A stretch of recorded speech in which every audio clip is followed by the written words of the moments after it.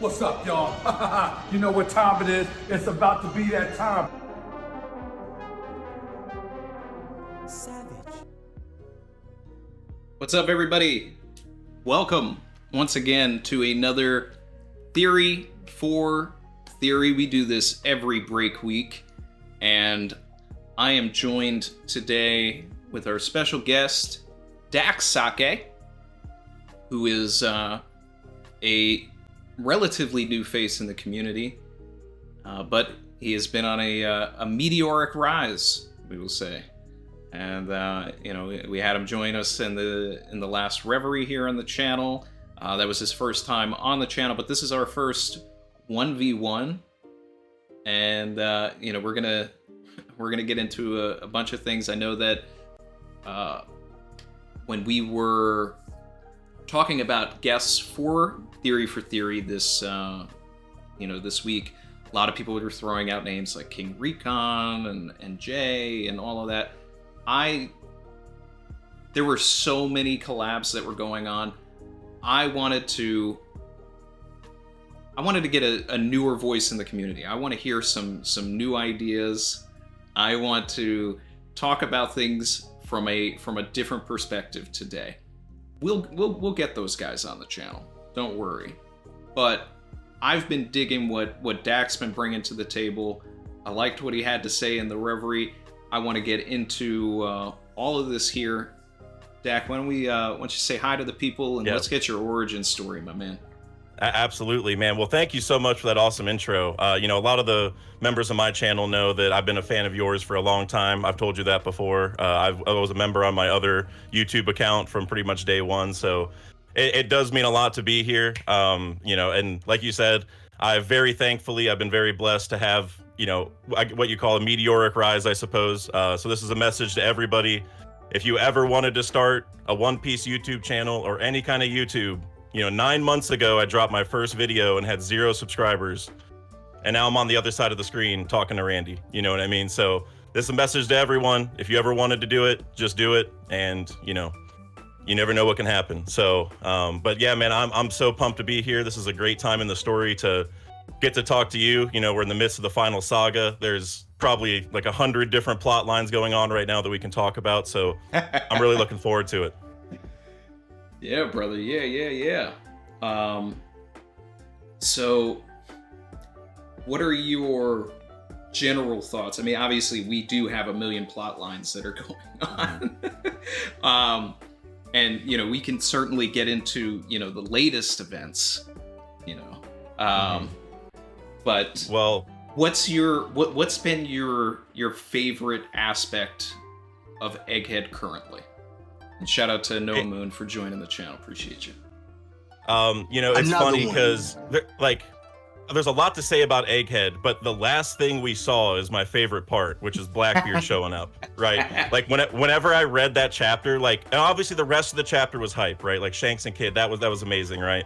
Everyone was excited to see that. But for me, when I saw Blackbeard, I literally stopped everything. I was like sitting here just basking in the moment, like anything can happen now, this is all I wanted. Like Blackbeard's always been one of my favorite guys. I just anytime he shows up or any of his crewmates, I'm hyped. So, so I would say that. Yeah, Big Marshall, man. It's I don't know. Who knows what's gonna happen, right? So I'll say that's my favorite part for sure. Yeah. So I want to get your thoughts on it. First off, who's coming on the ship? Is Teach on the ship or other people? So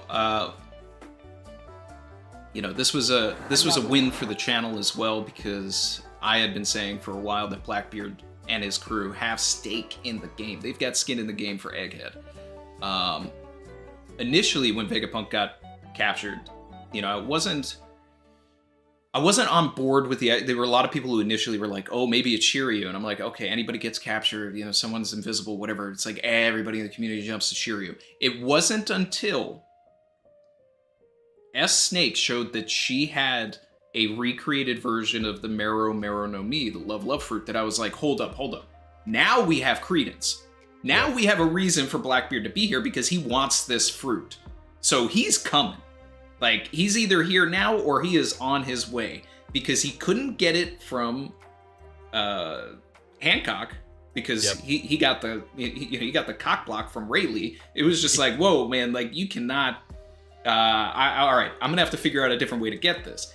But if he clocked that S-Snake off screen or anything had that fruit, and then saw that Koby was able to command S-Snake, then it would be like, hold on, I need information about this. Now we have a reason why he kidnapped Koby.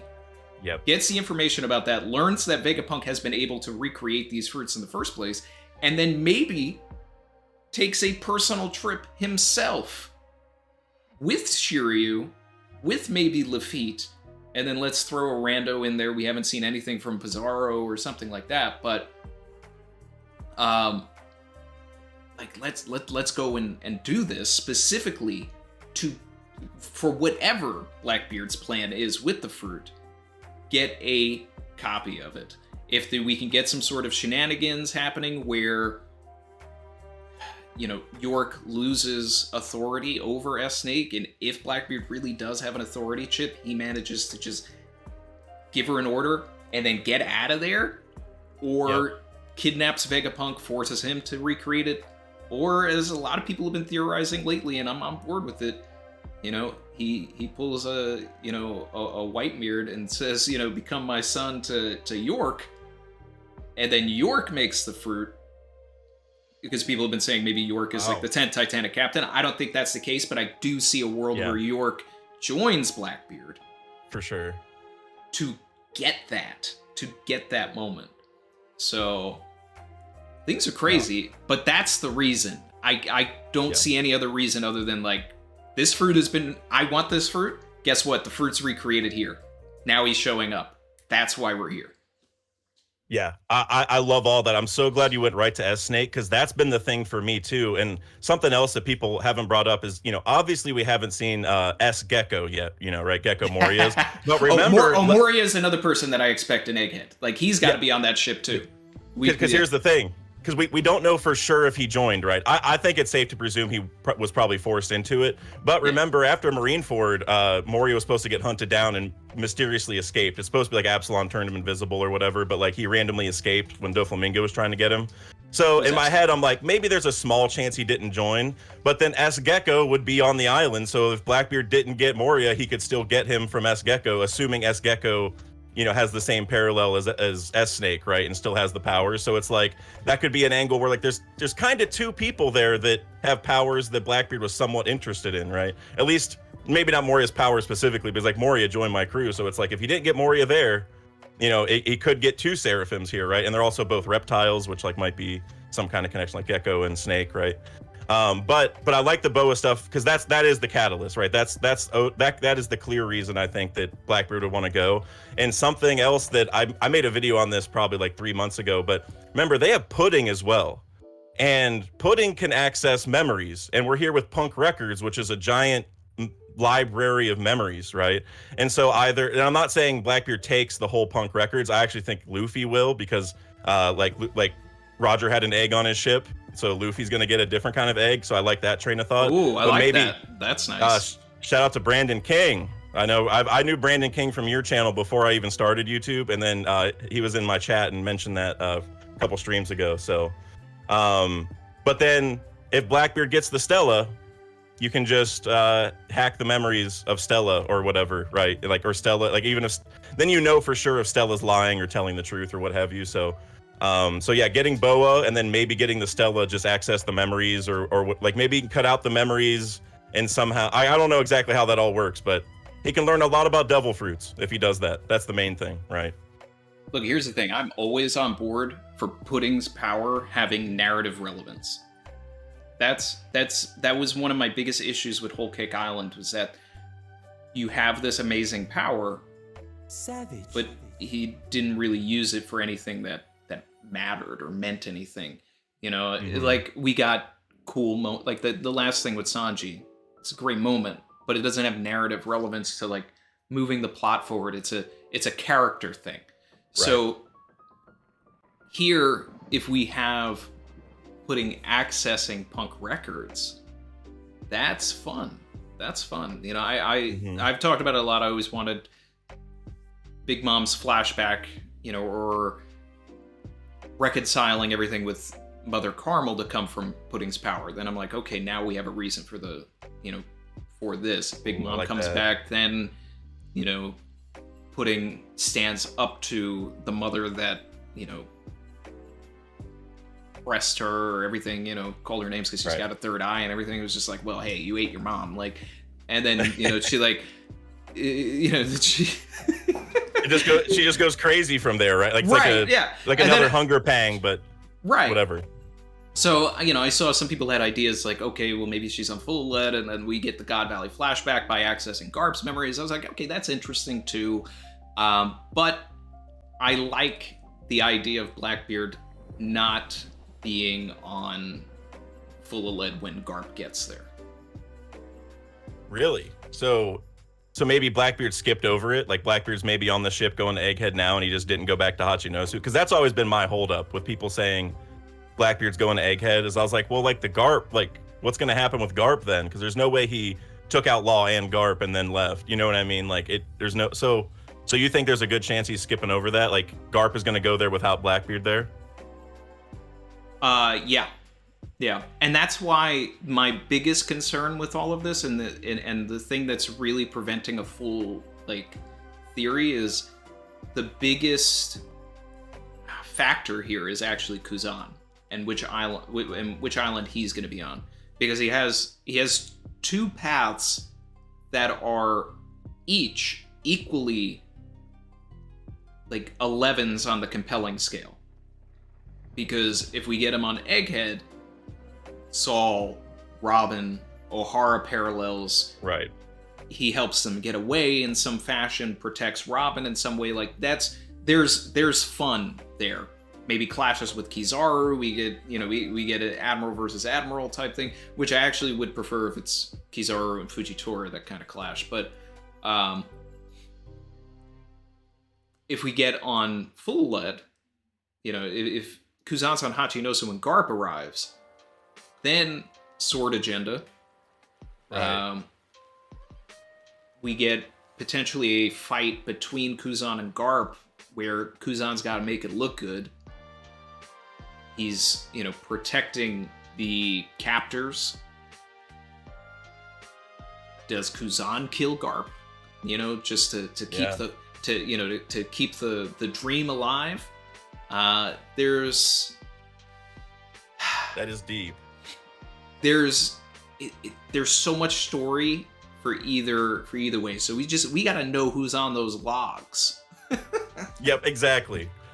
Yeah, because like you said, the O'Hara thing, that's been my sticking point. I was like, oh, if we just saw Saul was alive, Robin's there, we just got some Clover hype, right? We saw Clover on the ship, like in that little flashback, like looking super cool. Like, for me, I was like, oh, this is perfect time for Aokiji. But you're right, like all the stuff at Egghead could even be almost like a deeper plot line. It could also be like a test for Aokiji in a way, like, because he's guarding Koby, who used to be a Marine, and now he's like defending him.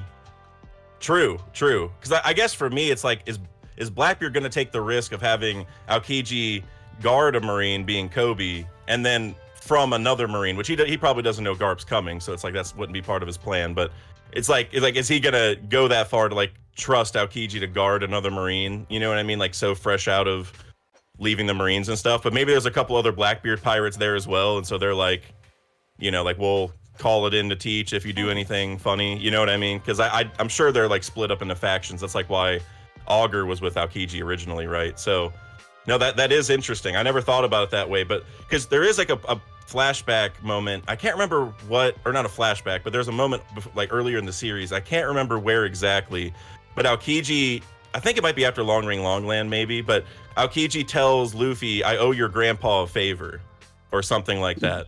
It's and I've been waiting. Yeah, I've been waiting for that to come back. Like, when is that? When are we going to learn what that favor is, or why he owes him a favor, and then how he's going to repay it? So that's interesting. I mean, or maybe he dies protecting Koby. You know what I mean? I don't know. I don't want Aokiji to die yet, at least, but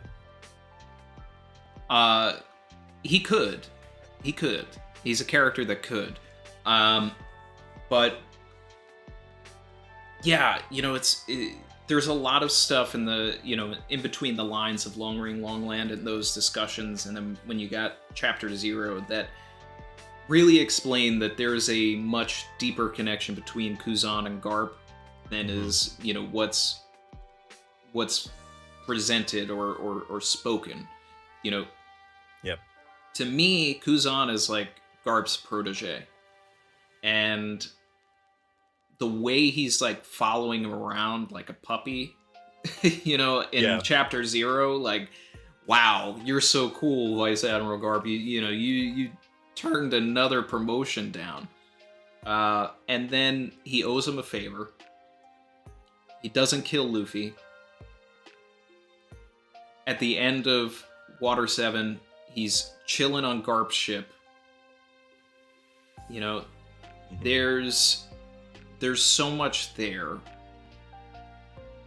Kuzan's actions during Ohara, seeing what Sakazuki did to those people, which I'm hoping we're not getting a second bit of that with the people of Egghead fleeing. I'm so glad you brought that up. I said that in my stream. That it feels like that's what's going to happen, man. It feels like those Mark IIIs are going to turn around and blow up the ship. So that's my like scary time thought. Like I thought of that, like, man, I don't want that to happen. But continue. Sorry, I'm glad you brought that up though. No. And Scotrice did a super chat about the ship itself, saying if Lafitte is on the ship, I can see him hypnotizing the citizens trying to escape and use them for something. That's interesting. I think that Lafitte's like big purpose, ever since it was brought up that in cultures you can open your third eye with hypnotism. It's just Lafitte.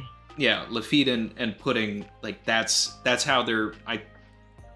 It just makes so much sense to me if Lafitte using hypnotism to open Pudding's third eye is how Blackbeard is even able to read the rubbings or anything.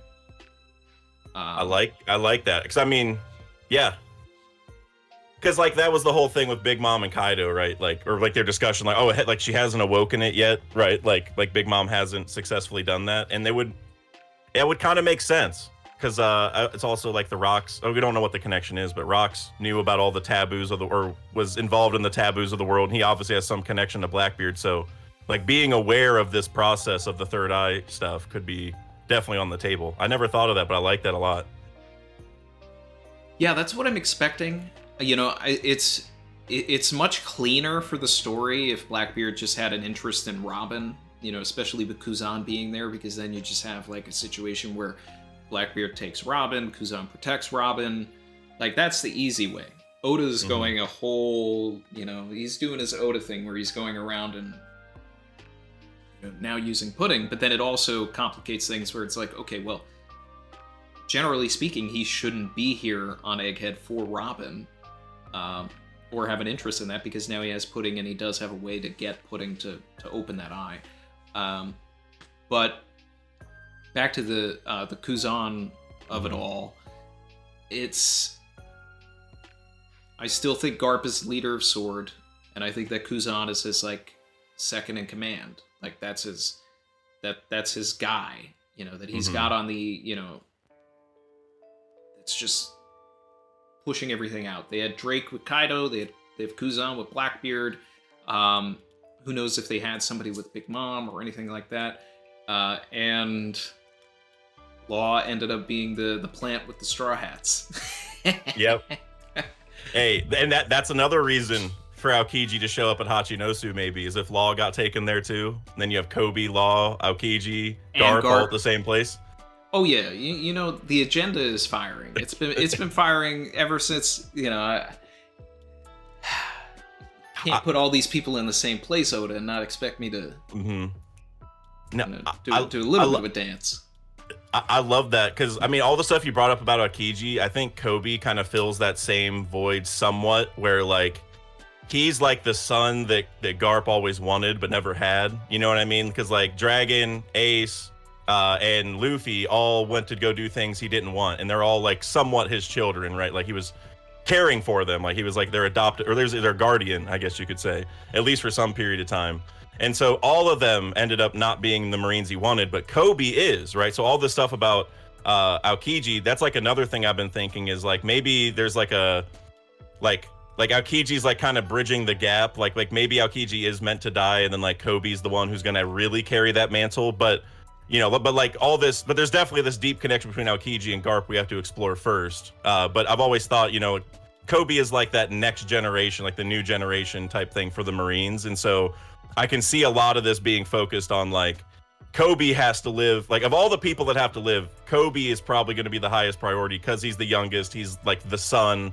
Aokiji's had his, like, again, not that he wants Aokiji to die, but Aokiji's obviously has a lot going on. Left the Marines with Blackbeard and stuff. Like him dying is definitely on the table, but it's like Koby's like so young and stuff. I think that's going to be like a big point of whatever does happen there. That's going to be a big point is like I need Koby to live because he is like the next face of the Marines. I'm not exactly sure if Garp will say that, but I think that's like what it's setting up for is like Koby obviously has to live, but then we'll see what else happens. Koby will not die. He was not introduced in chapter 2 to just like randomly die.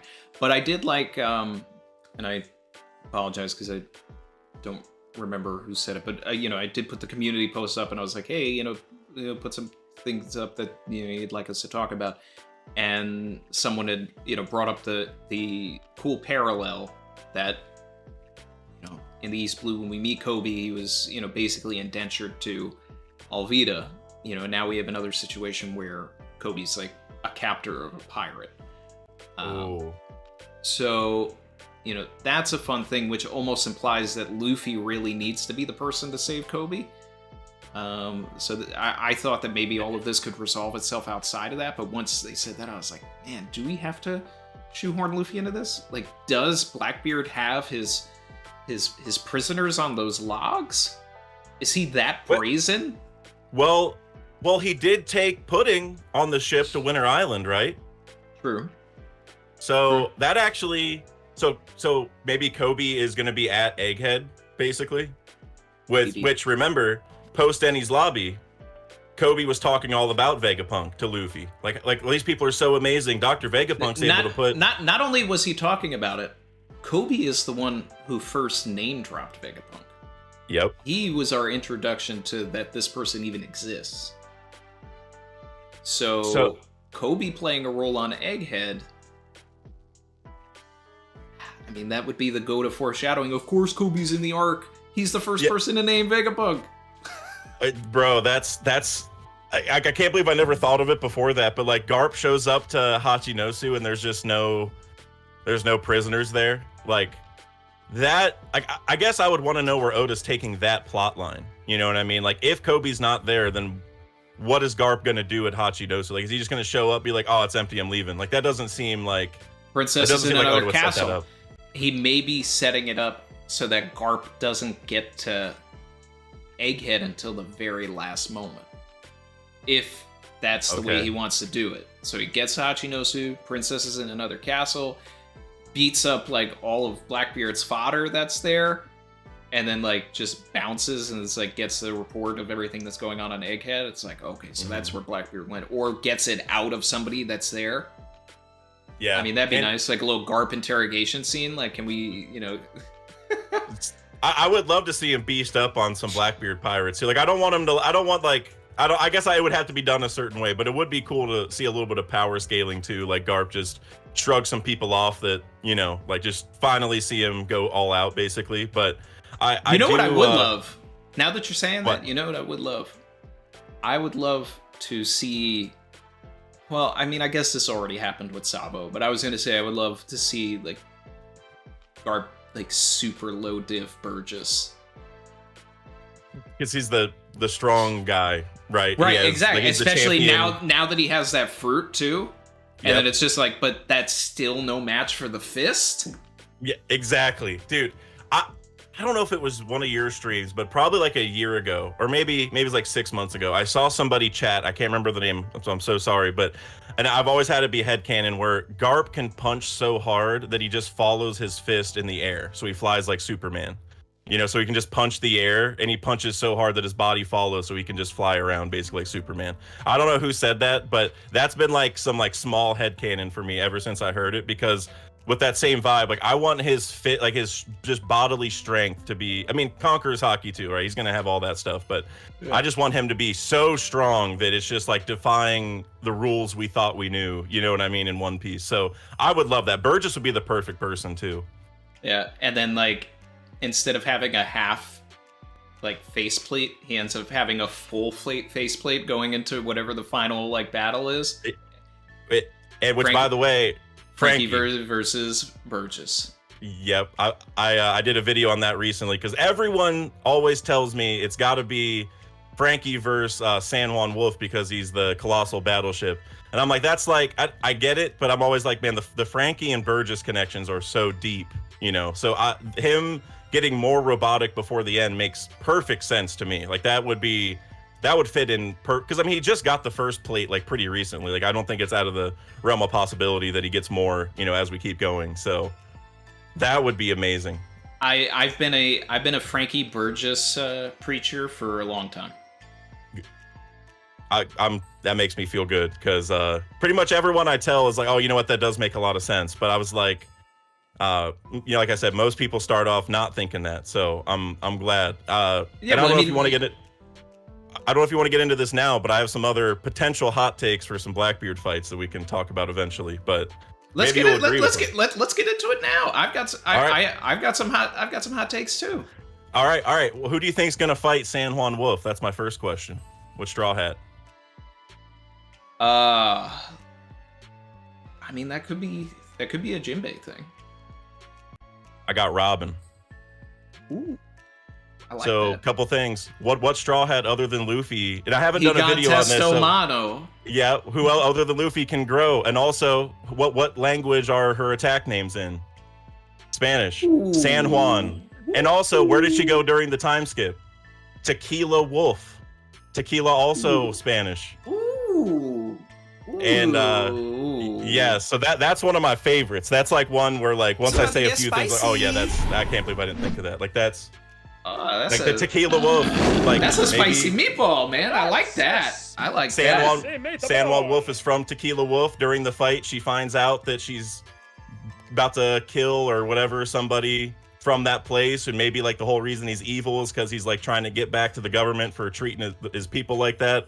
And then it's a whole deeper thing where it's like, you know, I'm fighting someone that I like help save, or like their family or whatever I help save. Like there's so many little tendrils there that could build on. So that's one that I'm still trying to think of a good thumbnail for it, but I'm trying to do a video on that eventually. But I also don't have any thoughts on Tequila Wolf really. So that's also part of a struggle. I don't know what the purpose of that is. I feel like that could help a lot. So I don't know if you have thoughts on Tequila Wolf.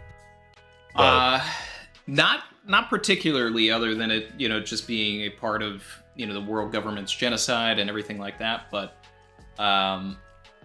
you know, my favorite Blackbeard like crew matchup that I want to happen, that a lot of people have their own thoughts about it and everything, is Sanji versus Lafitte. That's what I want.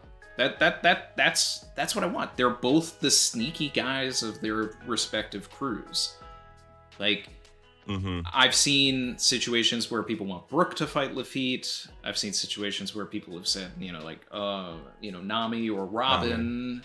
But a lot of people tend to like be like, no, Sanji's got to fight Pizarro because he's a fallen king or something. And it's like,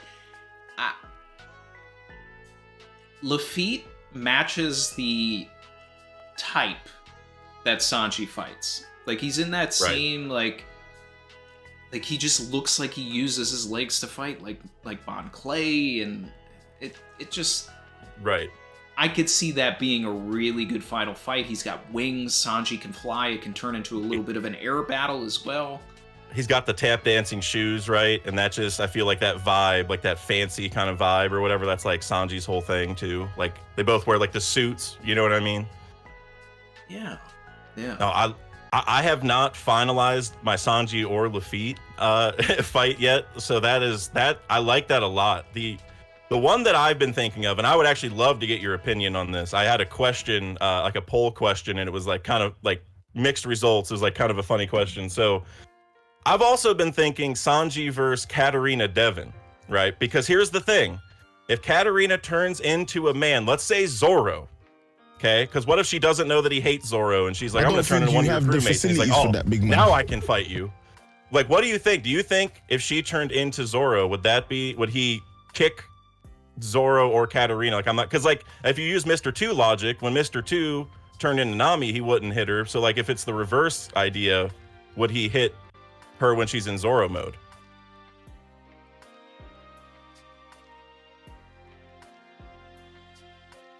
A complete redo of the Mr. 2 fight with somebody that can switch. I think Oda can't do it because it's still a woman. Yeah, and she's also the maiden hunter, so there could be an angle where it's like, I gotta beat this woman to save other women. Which again, I don't want Sanji to hit women, by the way. Like I'm not in that. I'm not trying to like force that to happen. It's just, what if he can use Haki to like lock her? Like once she turns into a man, he can use Haki to like so she can't switch back, and then she's stuck as Zoro. You know what I mean? Something like that, because we saw Haki can like negate devil fruit powers or whatever. Yeah, I mean, it just seems like it's a big reach of logic. Mm-hmm. And I'm not in the camp that feels like Sanji hitting women is positive character growth. You know, it's just, if these are the man's values, like just move on. Like that's that's his thing. Zoro wants to go around slicing women in half. Like, hey, that's his prerogative. Yep. The fact that it's so hard to pick an answer is why I don't think it'll happen. You know what I mean? Like, I think Oda would set himself up to make somebody upset. You know what I mean? Like, there's an interesting story there. Right. There is. There are parallels and there's ways to make it work. You know, like, especially if it was a situation where Katerina was fighting Nami, but had Nami on the ropes, and then he comes in to save Nami, because obviously, like, you know, that's one of the creeds of the, you know, the Sanji Constitution now. Yep. But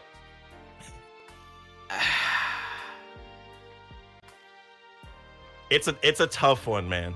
I'm not gonna completely rule it out, because there are some interesting elements to it, but it just brings up a lot of conversations from like 1005 that I don't want to get back into. Well, dude, it's so funny you say that, because one of my oldest memories of you is actually about that episode or chapter, I guess. Because I was in full support. I thought the moment was great.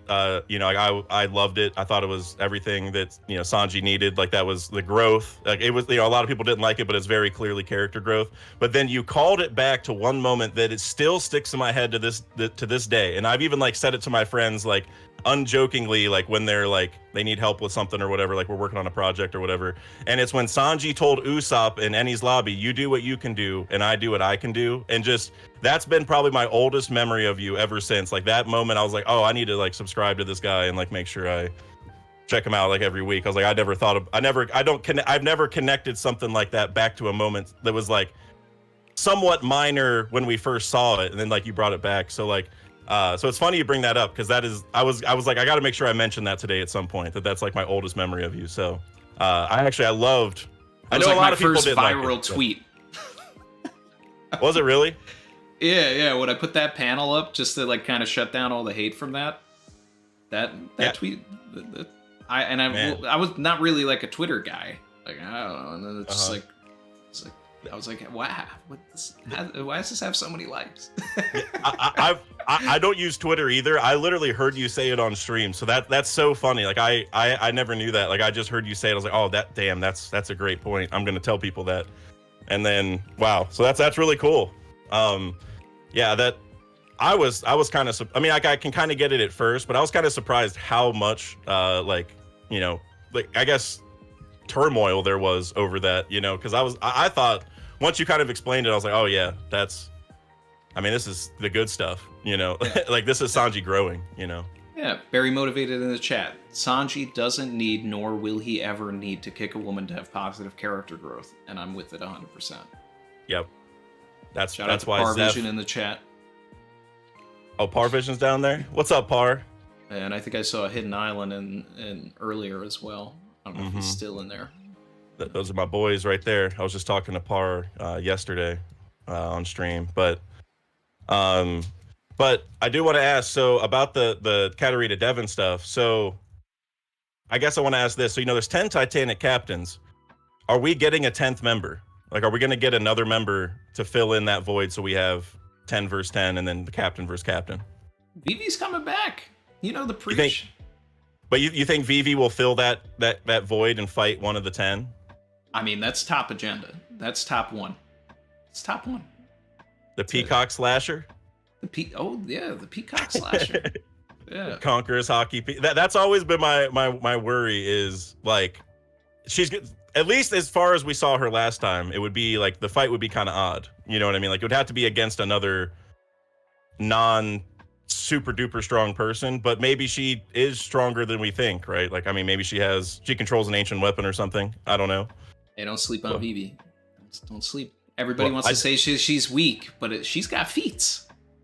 Hey, I definitely think she's coming back, and she's gonna do some important stuff. I've always just been worried about the 10th member, depending who it is. I want the 10th member to be Geen, by the way.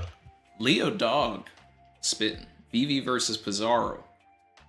I like that. You want an evil king versus like the most good princess? That's headcanon now. That's headcanon now. Vivi versus Pizarro.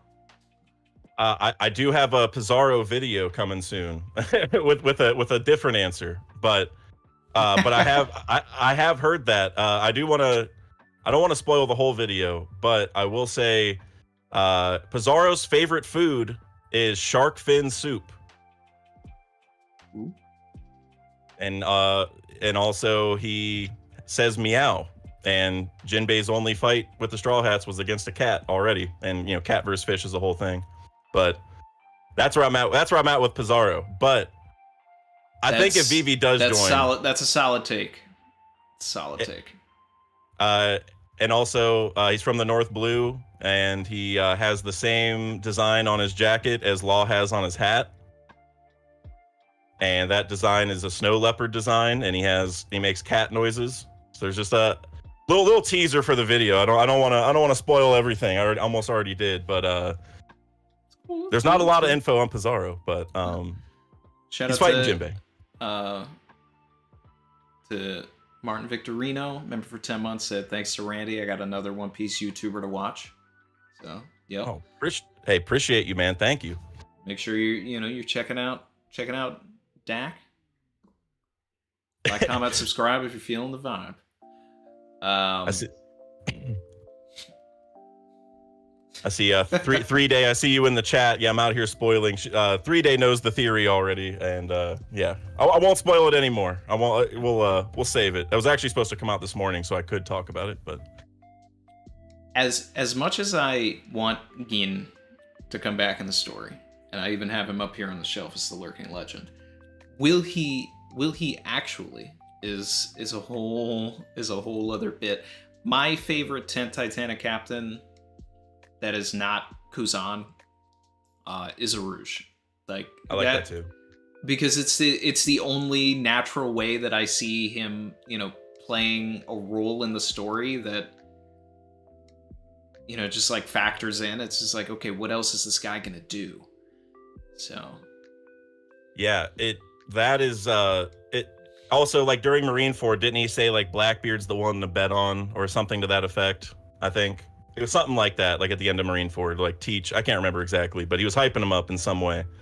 So I like that too, because the thing with Geen is that all the Shanks crew is based off of like drinks or like liquids, right? Like you have lime juice, bonk punch, Yasop's known as Chaser, which can definitely be a drink.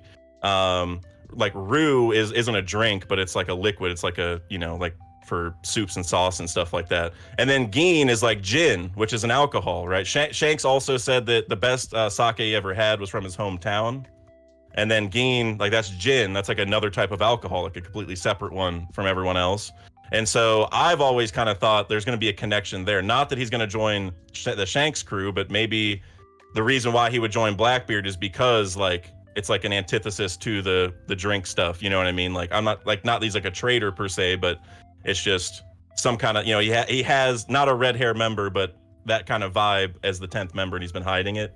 You realize there's some low-key Gin slander here, right? What you mean? Well, I mean, if you're suggesting that, like, Gin is aligned with Shanks, and we just had the last chapter that said anybody that is, like, extended from Shanks is weak. He's the leader of those people. That's he's one of Shanks's extended command. I actually do love that, though. I love that he's out there with the puddle pirates. Yeah. I mean, that might be a kid's destiny, being the leader of all those, like the secondary group or something. Like Rockstar, you earned a spot as the actual officers. Now Kid's gonna take your spot and be the apprentice that takes care of the puddle pirates. Nah. Kid's role in the story is to keep floating down to the bottom of that sea, as far as I'm concerned. You think he's done? I don't want him. We don't have enough panel time for Kid right now. Mm-hmm. Because he is so uninteresting. But that was the best part of the last chapter, was Oda built this character up to knock him down. Yep. And that is the benefit of that. It's what we got in Jaya with Bellamy. You build the character up, you set up the one shot, you get this massive moment. And in that moment, we knew that Luffy was on another level. He had this amazing fight with Crocodile, and then here this guy with a 55 million bounty, he knocks him down. The thing that could happen here, and I'm sure, Kid conversations have been beaten to death this week, but I don't want a redemption for Kid. I don't want it, because we had it with Bellamy, and it was better. Mm-hmm. And we're talking about Gin, and this all applies as well, because Gin, like Bellamy, they followed the wrong man. If we wanted to do anything, I would rather see Killer rise up, realize that he followed the wrong man,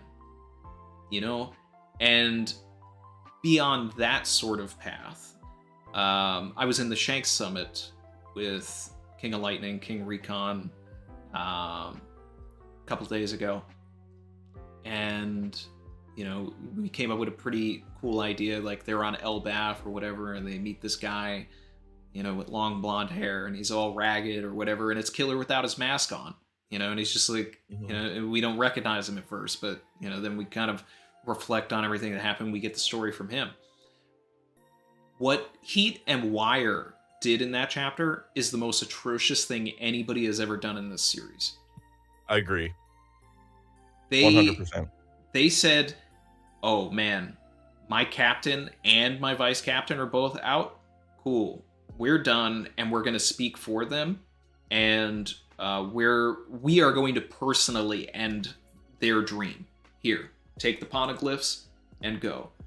And that weakness is why we needed, I've been calling it Oda's teabag from, Dory and Brogy.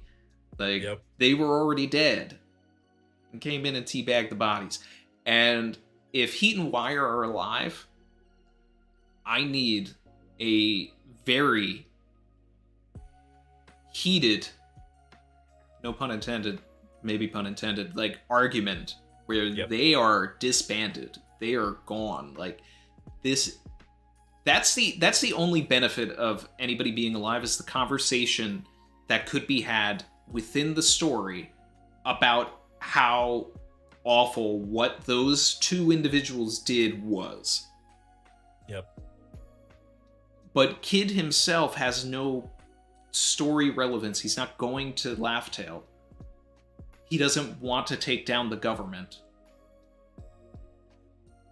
It just... He doesn't move anything forward. Whereas, like, we can go into a final war and, we can get all the Grand Fleet showing up, and we can have somebody like Bellamy come in because he has a piece of the Weaver card, and have this like grand display where now in 3 beats, you know, he went from being like a super douche to like being in that gray area, and then we can have this moment where like that character comes back in and decides, no, I'm ride or die for Luffy now. I'm picking the right man. And like that's like an emotional swell moment. We don't get that from Kid. Right. Like him learning something here, like, dude, you kill people, bro. Like you are Haguma the Bear 2.0. You were gonna murder the Puddle Pirates. You do not deserve to be in the inner circle of all of this. Shanks did that universe and us a favor by getting him out of the story. Yeah, I completely agree, especially with what you mentioned about the Poneglyph rubbings. That like really stood out to me. Like, damn, like after all this dude's been through, like this, like now we're just gonna give him up. Like at least like force Shanks to take him, you know, or sink in the ocean with him. Like could you imagine? They basically put them in his hand. Like here, here, like all of our hopes and dreams. They're like, with you now. Like I literally couldn't imagine a single straw hat. Like remember how Luffy died during Onigashima? Like literally, like everyone's like, oh, he died. I can't hear his voice, whatever. Even in that instance, nobody is going to go run and go get the Poneglyph rubbings and hand it over. It doesn't matter what the situation is. You know what I mean? Maybe Usopp, but then Usopp will do something funny at the end to actually sneak out. Or, you know, like he might, you know what I mean? He would probably do something to try to, I don't know. He wouldn't actually give him up, though, I don't think. But everyone else would be like, no. You know, like it'd be a big no. So, yeah, I saw that and I was like, that's crazy to me. Like, I already didn't like Heat and Wire. You know, and they were already kind of useless, like they were just background material, and then they did that, and I'm like, you know what, like you said, if there is any resolution, I want Kid and Killer, and maybe just Killer, to be like, I'm done with all you guys, like all you guys need to leave. Maybe Kid doesn't want him to, and Killer's like, no, if you want me to stay, we got to fix things, you know. Like there is, again, Oda hasn't built up Kid enough to make me invested in this growth that he could have, you know what I'm saying? Like it's not like I'm sitting here like, oh, I really want this, I need this. Like no, you know, I wouldn't. I don't really care that much either way. But Oda put so much time into building up Killer over Kid, to where I'm okay with Killer coming back in the story because I think that there's something. I think there's something there. You know, it's like his weapons are called Punishers. Like, let's see him punish Heat and Wire. Like, drive that into their chest, man. Like, it's over. I just... But the other thing, too, is... If Killer survives at this point, when he jumped in front of the attack, but Kid doesn't come back, then it's like...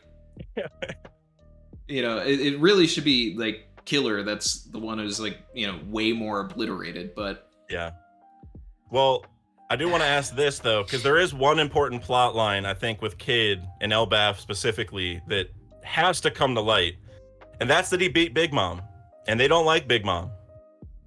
You know what I mean? The giant, like the Giants, not that they're gonna like be dying to help him because he just aimed, you know, a railgun cannon thing at their island, but there is gonna be at least a discussion to be had where like, you know, Eustace, like you beat that woman we really don't like, and also building an even deeper, Loki, right? So I brought this up on a couple streams now, but we haven't seen Loki at all, which like, you know, it's somewhat reasonable, but we saw everyone love Shanks and they all, you know, crowded towards the shore and stuff to like say bye to him and whatever, right? Like we saw that kid ask to join his crew and all that, but we haven't seen Loki at all. And maybe that could be a sign that maybe Loki doesn't like Shanks, or he just is apathetic towards, like he's not inspired the way everyone else is. And maybe that'll build a connection with Kid, or because Loki that double kid hates Big is Mom. Loki. I've heard that before. If you can piece that together somehow, I would love it. Because like just the fact that he showed up and like he did get the Big Mom rubbing, but we don't know how that all went down. He's like, I didn't lose there. I got what I wanted. And so there is like some, you know, what's going on there, you know? I don't know. I mean, I think it would be like an Oda joke if the king or the prince of Elbaf was that kid in the bar, and it's just like, that's why Lola didn't marry him, because he looked like a child, but he's really like 70. Yeah. I mean, that'd be fair, actually. But I also want the kid to, like, be named something like Vicky or Wiki or something. It's an homage to Vicky the Viking, which was Oda's inspiration for all of this anyway.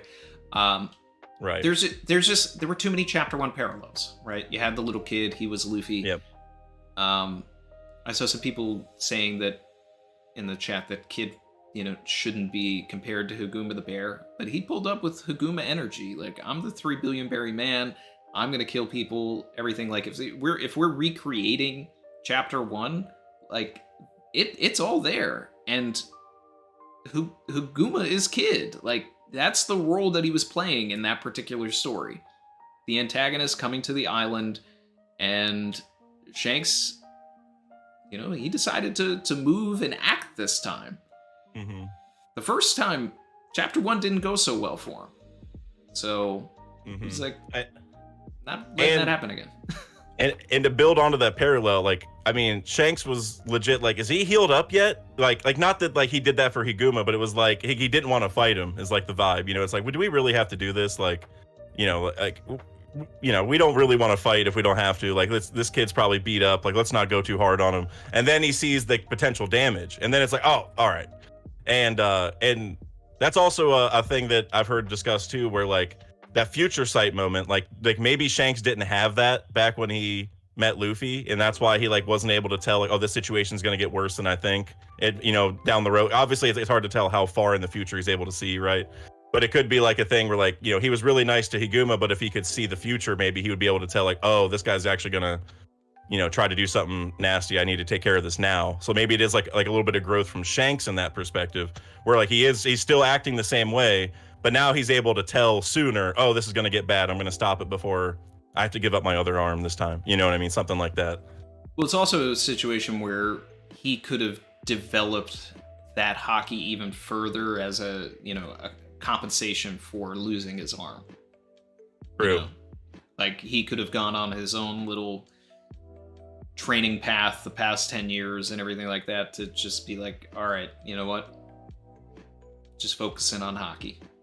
But yep. I mean, we're trying to create justifications for things that weren't even in place when the story was, first created. And that's, right. That's the issue with something so long running and knowing where you want to go, but not everything in between. So. Right. Yeah, that's I always tell people, like, there are like certain characters in One Piece that are like what I call victims of the pre-hockey era, where, like, if they existed in the post time skip when hockey was fleshed out and everything, like, we would view them as more impressive, or, like, have them higher in the power rankings or whatever. Like, I think one of the number ones is Magellan. It's like a similar thing, which, like, obviously that was like pretty late. That was like pretty close to hockey's introduction, but like Magellan's never that dude.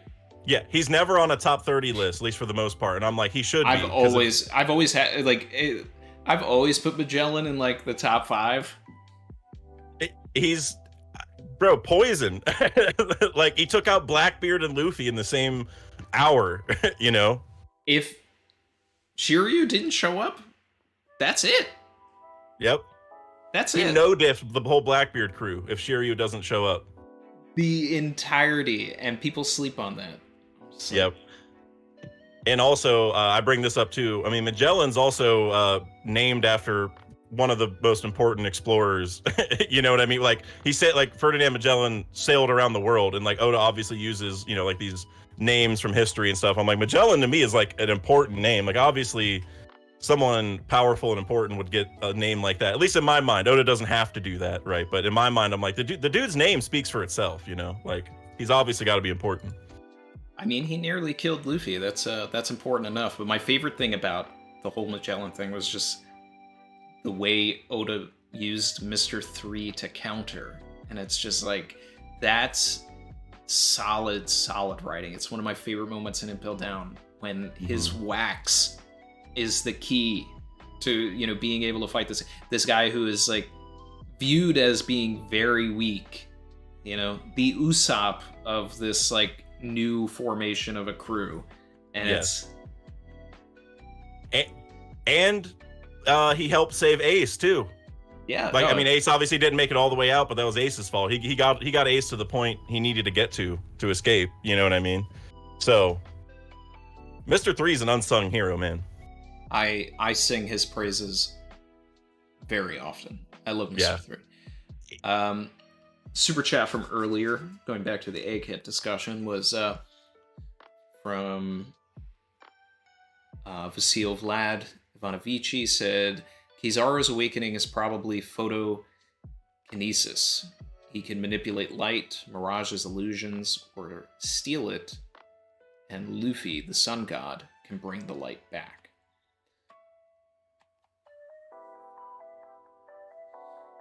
That's interesting, because I've always... It said Kizaru's awakening, right? I think. Yeah, Kizaru. I've always thought that was, like, tied to maybe what's going on at Eni's lobby. You know what I mean? Like, it just makes it permanently daylight wherever the awakening, like, I don't know how that would work. Like, he just makes the air hold sun. I don't know exactly. I don't know what it would be, but I'm reading more on photokinesis as we speak, because I doubt it's that simple just to make everything light. You know, there probably is more to it. So, I mean, we have the photonic gloves and everything like that. So Luffy's got hockey. He's going to be able to fight Kizaru if they scrap relatively easily, but not in the sense of ease, but that he can actually hit him. I want to see the photonic gloves used by like Franky or Usopp or Jinbei. Like, I'd love to see somebody that we don't expect use it, somebody that we know doesn't have hockey, so that they have an opportunity to like just get a hit in. Usopp, that's a great person for it. Like, he's all about that kind of tech stuff. You know what I mean? Like Franky obviously is too, but Usopp has these like little niche things. You know what I mean? Like, he obviously built the climate tech and everything. Yeah, so I mean, like, that's the kind of things that I'd like to see. Ultimately, I really want Zoro to fight him, but if we also have Shiryu here and we have Hawk, it's like, how much is Zoro going to do this arc? Is he fighting everybody? My idea has been that Zoro's just going to clash with Kizaru for like a little bit and like hold him off. Do what Rayleigh did in Sabo Odi, and then that will be. But like you're saying, like, there's other people, but I guess he's already clashed with S-Hawk a little bit. So I guess, like, I don't know. I guess Oda doesn't have to go all the way with the fights, I guess. You know what I mean? Like, he could maybe just, they clash for a little bit and just fulfill that cool parallel, and then, you know, do something else later on. I'm not sure. But I've been wanting to see that since I saw Kizaru was pulling up. Like, Zoro go over there, like, now I'm strong enough to hold off your lightsaber thing, you know, whatever it is.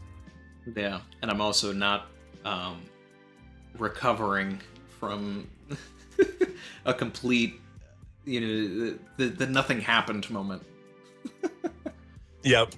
True. Yes, exactly. Eda E said Kuzan equals an iceberg that kills the Titanic captains. I mean, that'd be anticlimactic. I could see him trying. I could see him trying for sure. Yeah, for sure. I mean, we definitely need a big Kuzan ice feat, you know, towards either the Marines or the Blackbeard pirates at some point.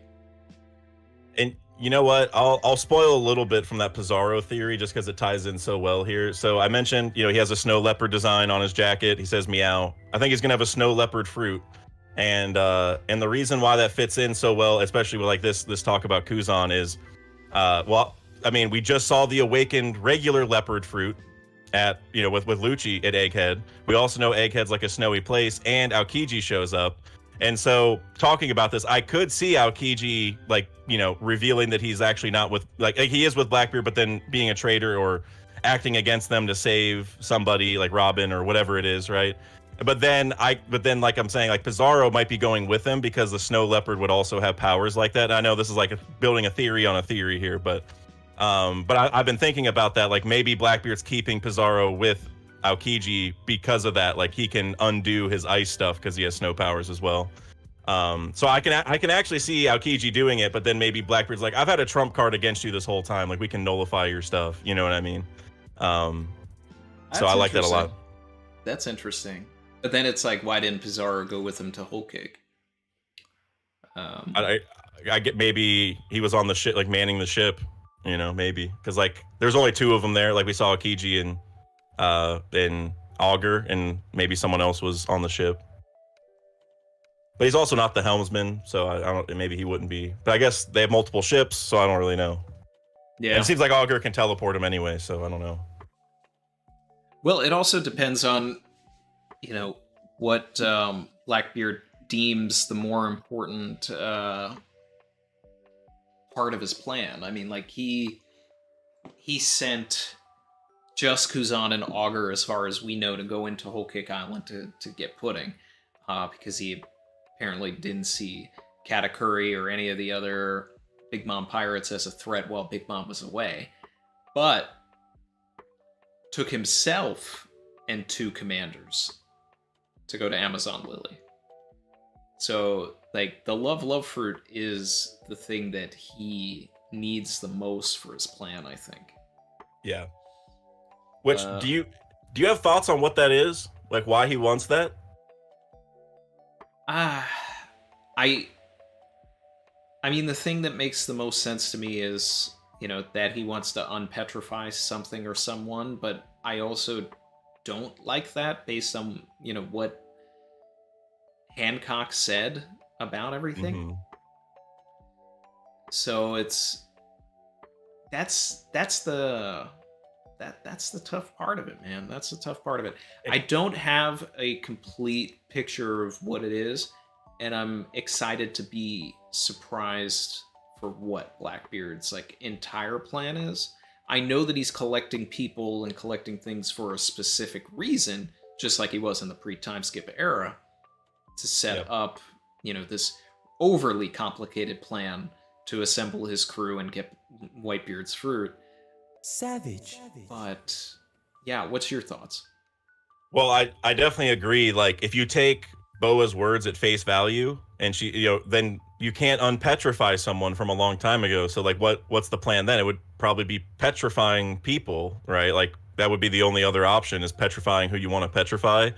But I also think there's a world where she's not lying, but he can still unpetrify people, and that's where she just hasn't awakened her fruit yet, right? And whenever you awaken, you can do that. Maybe when you awaken, you can just turn any stone thing into a living thing or something. You know what I mean? I don't, you know, now we're getting a little crazy, but basically she probably hasn't awakened it, or at least we haven't seen it, right? And so maybe there are properties there that she doesn't know about, which is turning people from past users back into life or whatever. And now that leads to the question of, can S-Snake even awaken it because she's using like green blood and stuff, or like can she be forced to awaken it somehow? Or I don't know how that would all go down, but that's kind of my thought, is like maybe Oda's throwing us off the trail on purpose because like she has to take another step in the powers to utilize that feature. And then the question is, okay, well, who does he want to unpetrify? And man, like, I mean, Rocks being a statue somewhere is definitely in the cards, you know.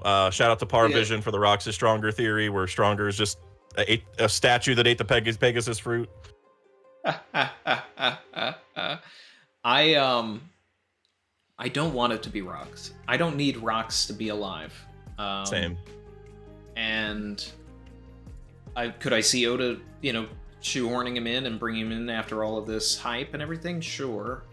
But I don't need it. Well, I do, and while we were talking about all of this, you know, it makes me wonder if everything with the Mera no Mi has something to do with the Poneglyphs and the stone of the Poneglyphs. And it's like, does the power do something differently to inanimate objects? Is there some sort of living part of the Poneglyphs because they have a voice? Right. Roger can hear the voice of all things from the Poneglyph.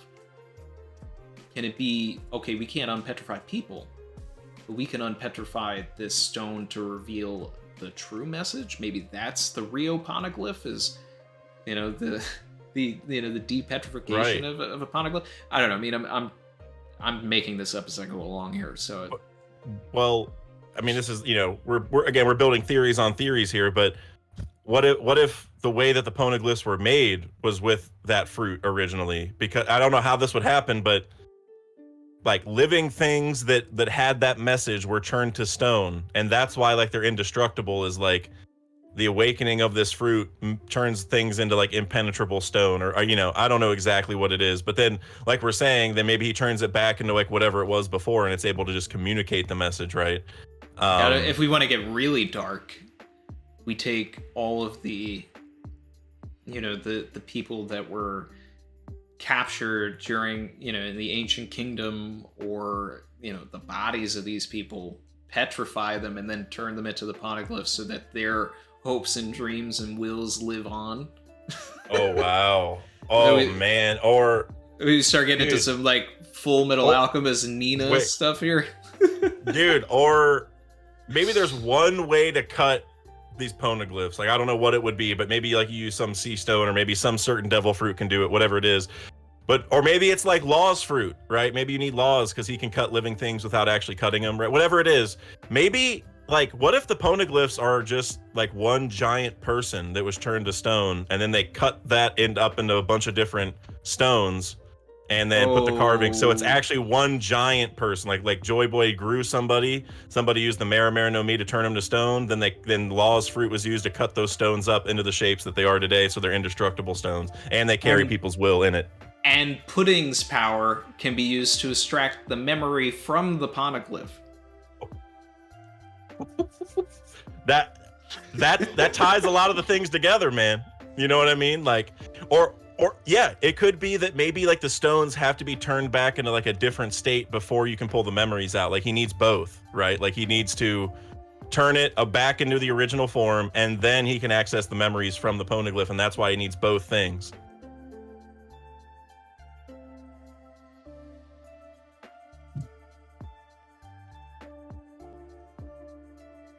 That's crazy. Assemble all of the poneglyphs. Use Law's fruit to put it all back together. Depetrify the person. and Onigashima was the skull of this body. And that was Joy Boy's body. And the afro that was on his head is hidden away.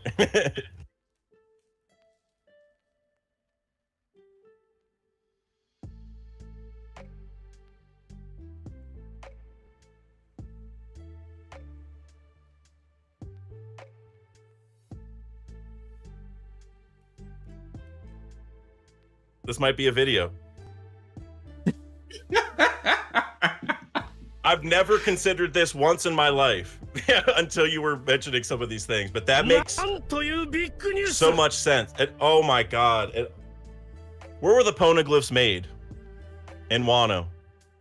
And I jokingly was like, and that Onigashima skull is the skull of the whole body. And where was it?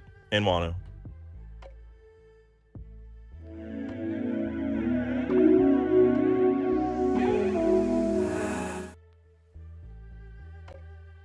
Joy Boy, Hunter just said it. Joy Boy is a poneglyph, or Joy Boy is the poneglyphs. Yeah, I saw Vita said it too.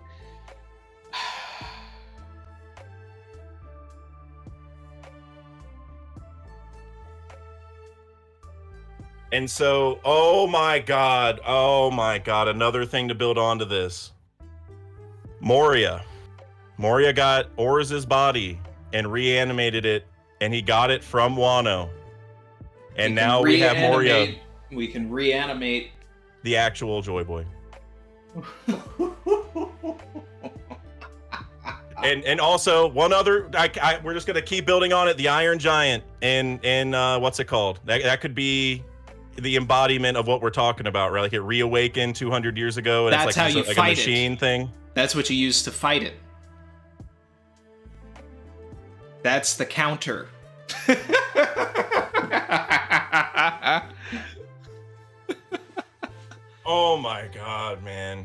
That's. I know it sounds so crazy, but it's just like all the things put are just. I mean, we are. This is tinfoil time. This is the biggest tinfoil like thing. But all right, so let's see. Let's review this. Let's review this because we're cooking here. We're cooking. All right.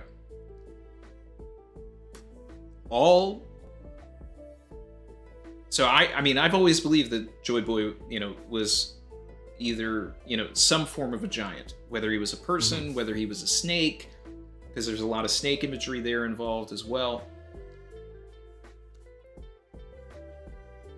Gets petrified. Gets chopped up into different pieces. They inscribe the message of this man onto the little pieces and separate him around the world. The kingdoms hold a part of him, which is why that there is a voice from them, why they can speak. Blackbeard is collecting devil fruits to put him back together. But I mean, we don't see him actually stealing the Poneglyphs. So that's the big hang up here. Because if we saw him like collecting them and everything, and we saw any form of assembly, but Pudding's power. I talked about this. It was actually a super chat, and I think their name was Kinsight, because I've talked about this a couple of times. They said that Pudding's awakening would be able to go into the Poneglyph and extract a memory from it on inanimate objects, but you wouldn't need to do that if the object is actually a person. Yep. So just sticking the hand into the Poneglyph and you get the memory of the Poneglyph. Narrative relevance to the power. We assemble all of the Poneglyphs, put a shadow into it after depetrifying it. And then we need the robot, right? But the robot fails, but Franky builds a better one that is manned by all of the Straw Hats with a complete docking, full Power Rangers mode. Could you, like a giant... Well, here's the thing. I guess... Let me see those tinfoils in the chat, guys. Like, I need to see the tinfoil emojis, because this is the wildest theory that we've ever come up with on one of these. Well, here's the kicker. It hit me while you were talking, and I'm glad you didn't say it, just because it's gonna add so much meaning to everything. What is who's like the supposed inspiration for Blackbeard? Rocks D. Zebek. And we're trying to go around and collect all these rocks, these stone poneglyphs, right? Just think about, Oda could have, my mind is like blowing up with all these connections, man. Like I always thought it was weird that his name is Rocks, right? Like, Par had like the Rocks is like a statue, which I still think would be awesome in some ways. But this is like taking that to another level where like the Rocks name, literally, let's go get all of the rocks. You know what I mean? Like around the world, like that. And he's involved in all the taboos and all that stuff. Like, it would be so fitting. And I guess you would want to depetrify the stones, but like on some level, like how much, I don't even know how it would work. Like, I guess I'd have to think about it, because they'd be like cute, like, oh my gosh, another thing. They're like cubes, right? And whenever Law cuts out someone's heart, it's like a cube. It's a cube.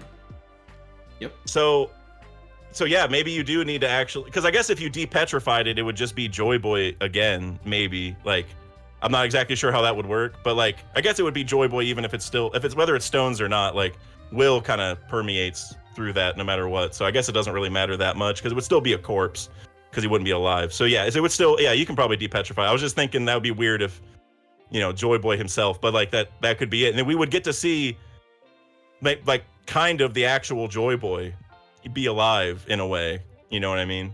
Yeah.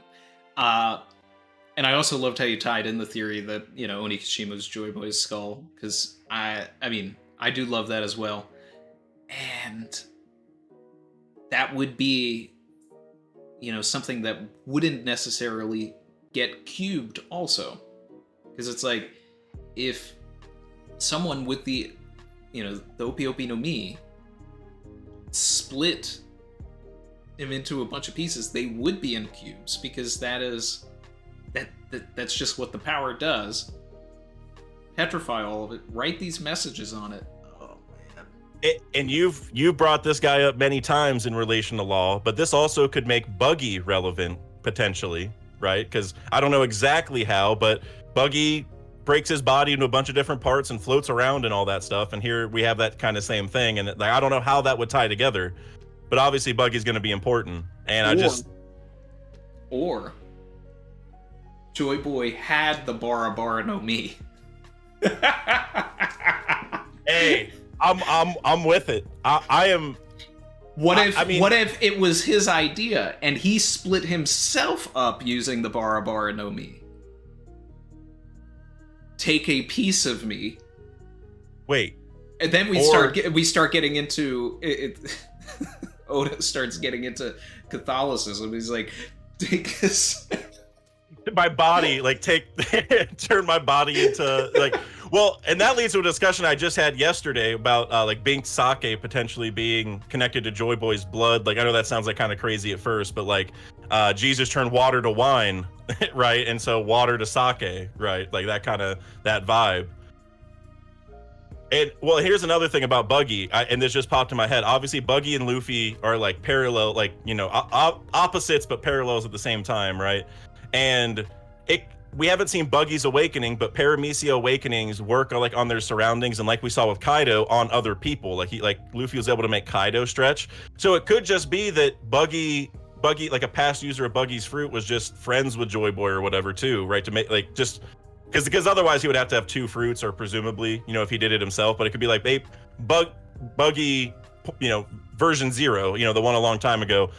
Use your awakening on me. I won't use Haki to stop it. You break me up into pieces.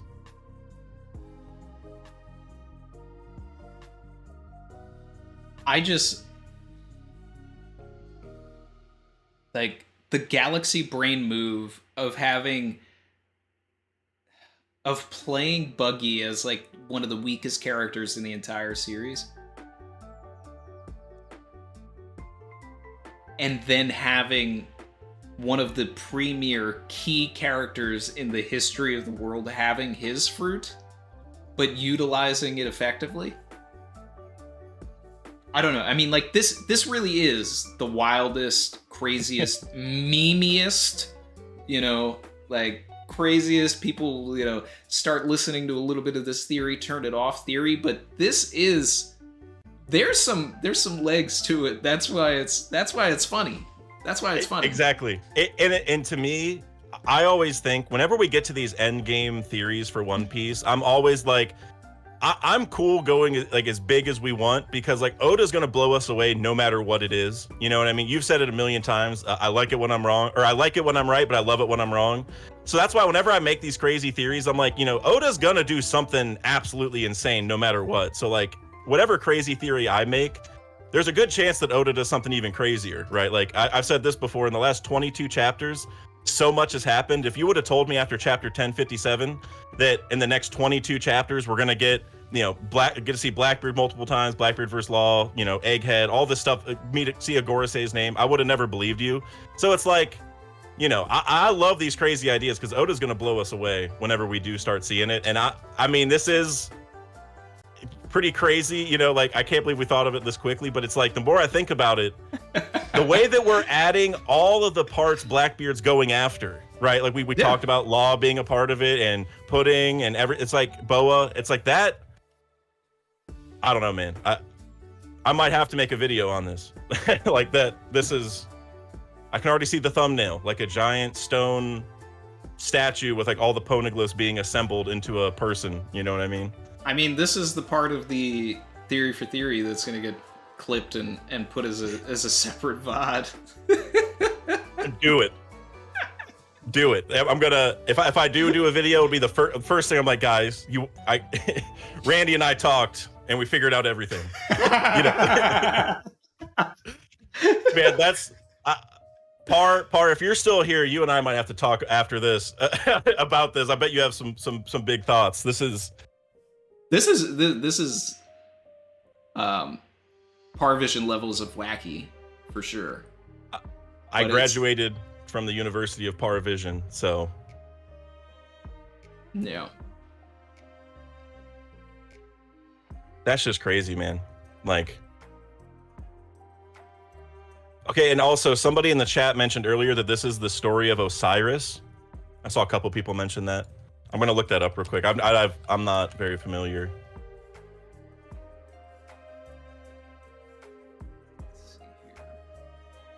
I'm just catching up on the chat.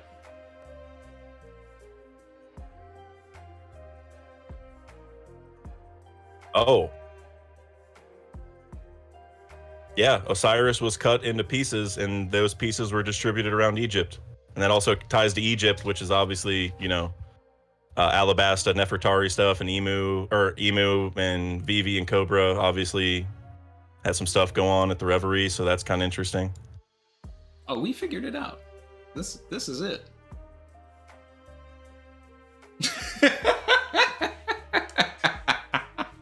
I can't believe this, man. That's I love it so much, man. Like, Joy Boy, it was cut up, and those are the Poneglyphs. And somebody said the red Poneglyphs are the heart.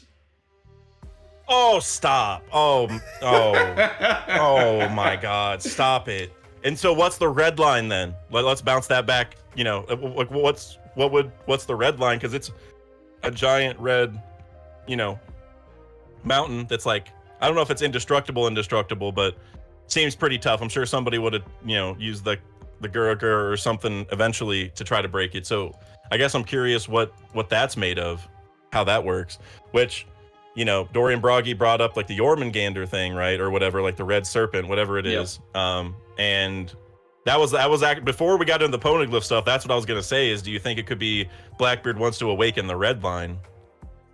Because like it actually used to be a snake, but like the red line's also, like Nami said, it was made of different islands. Like there's different climates on the red line, like, you know, kind of like how Wano. I know you're cooking, but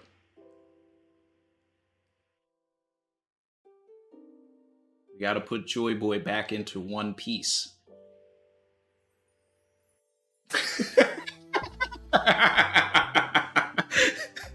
Stop, bro. Oh my God. Also, oh my gosh, dude. Okay, all right. What happened at Logtown? Buggy wanted to cut off Luffy's head, and we're talking about a long time ago. Buggy split up Joy Boy into a bunch of different pieces, and what did Luffy say before he died? I'm dead. So literally, it's like, all right, guys, this is my sayonara. Like, I gotta go. Buggy's gonna break me into pieces so I can be the Poneglyphs. So this is my goodbye.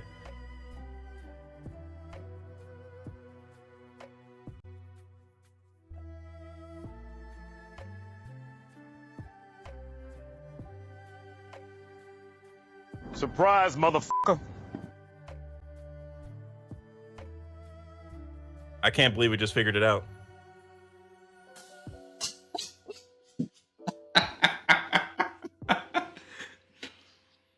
Oh my God. Also, did you know that Logtown is on Pole Star Island? I don't know if you saw that pole switch theory. It's like been going around. It's like big theory. I've like from I think it's a Japanese YouTuber. It's like kind of viral right now, but they talk about the poles switching, and there's honestly a lot of good evidence in it. I would recommend checking out. But in that, one of the biggest reveals for me was that Logtown is on Pole Star Island, which is like, you know, the poles, the like log poses work with magnetism, and like the poles are kind of tied to that. And so now we're talking about Logtown also being important here. So the actual island that Logtown is on is called Polestar. Yep. Huh. Pole Star, like North and South Pole, and then you also have the star, like the compass star. So it's like, you know, and also that's where Roger, you know, said his goodbye and everything, and it was on Pole Star Island. And that theory is really crazy. Like, there's a lot, like, it's viral for a reason. I don't know if I necessarily subscribe to it all, but that's something that I can't get out of my head. And, I don't know exactly what it means. I think the video talks about the pole switching and this being like a new pole or something. I can't remember exactly, but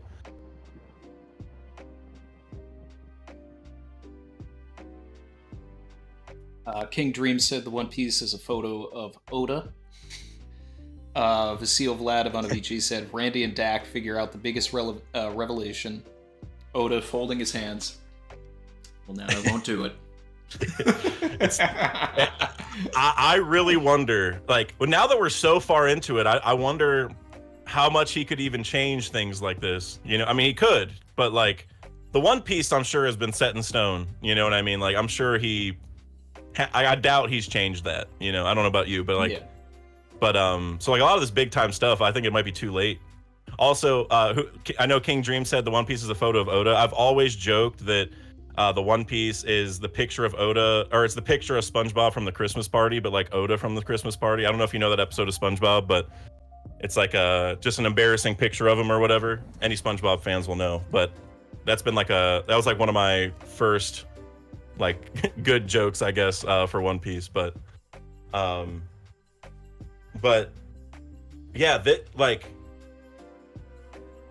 the fact that we even have Buggy tied back into this, where Blackbeard, like, just the fact we're able to have, because obviously Buggy, like, became a Yonko, Blackbeard's also a Yonko, like, all these people are obviously, like, really important.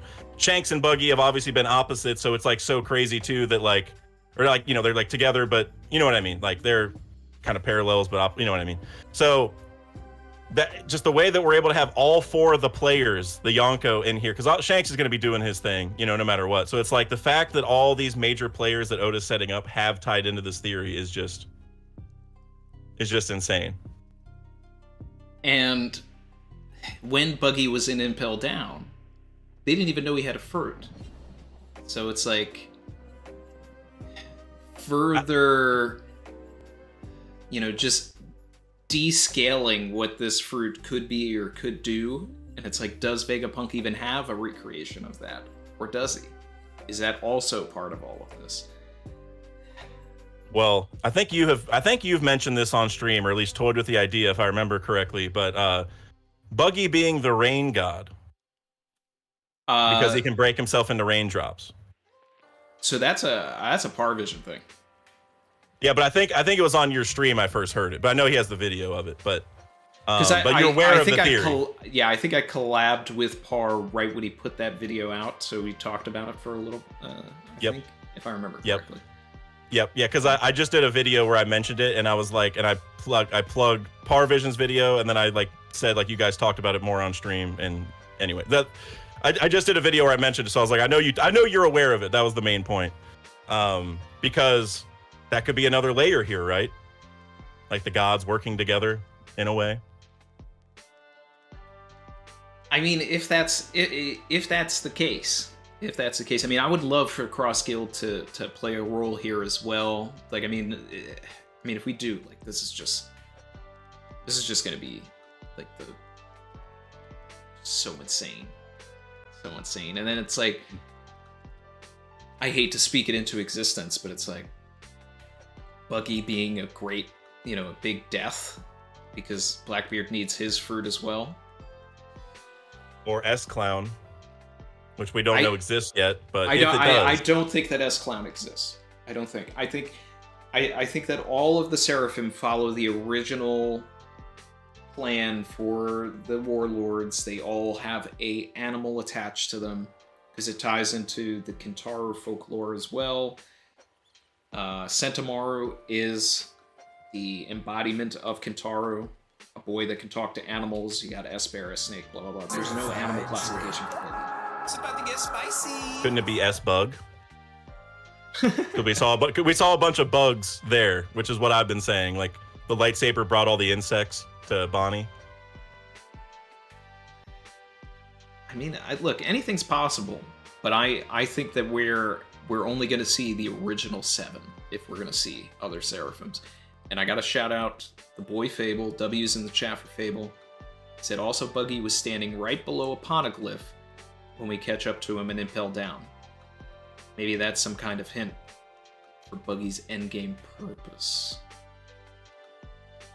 The impel If that's down accurate, it's going in the video. I'm definitely gonna have to go reread Impel Down. So I have seen people bring up that panel where it does look like there is Poneglyph and Impel Down. Yeah. I know exactly what they're talking about. It's it's not shown very obviously that that's a Poneglyph. Yeah. Oh yeah. It's it is one. It's in the corner of the panel or whatever. Right. Exactly. It's not the focus.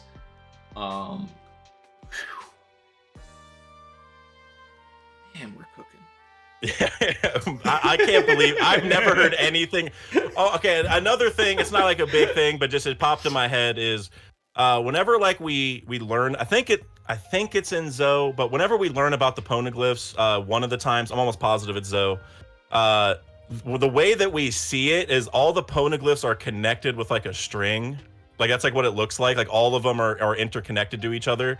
And then they float around and like it's just like an animation. It's like whatever. But I'm pretty sure even in the manga we got like a little image like where Inuyasha's thinking about it, and you can like see some Poneglyphs like in his brain, and they're like there's like a line connecting them. I'm gonna have to double check. I know it's in the anime for sure, but that's like another just like little thing mentally where it's like maybe they're more connected than we think type of deal.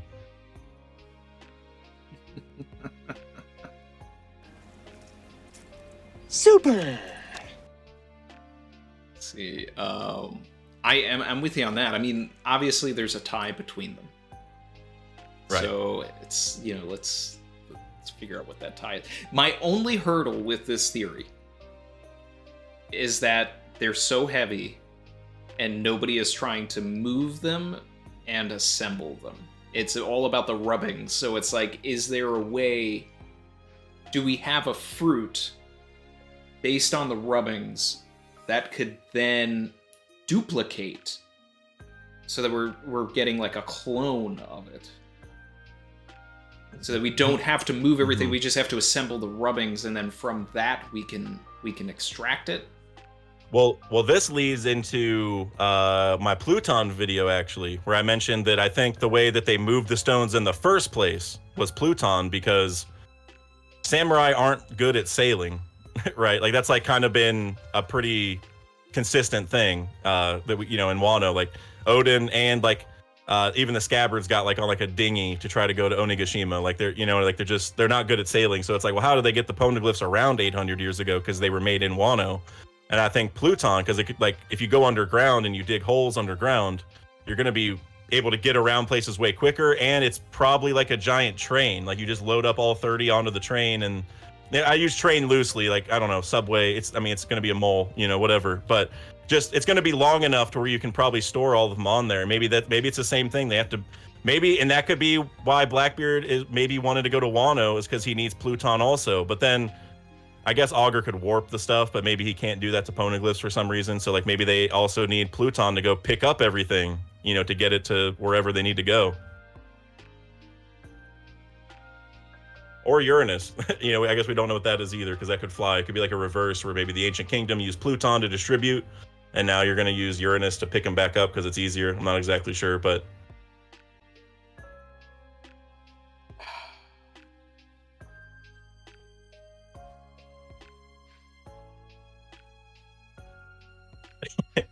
The fact we were able to connect this to Pluton where Blackbeard was supposed to be is scaring me a little bit.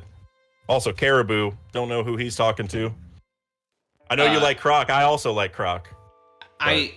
It's clean, but almost too simple if it's Blackbeard.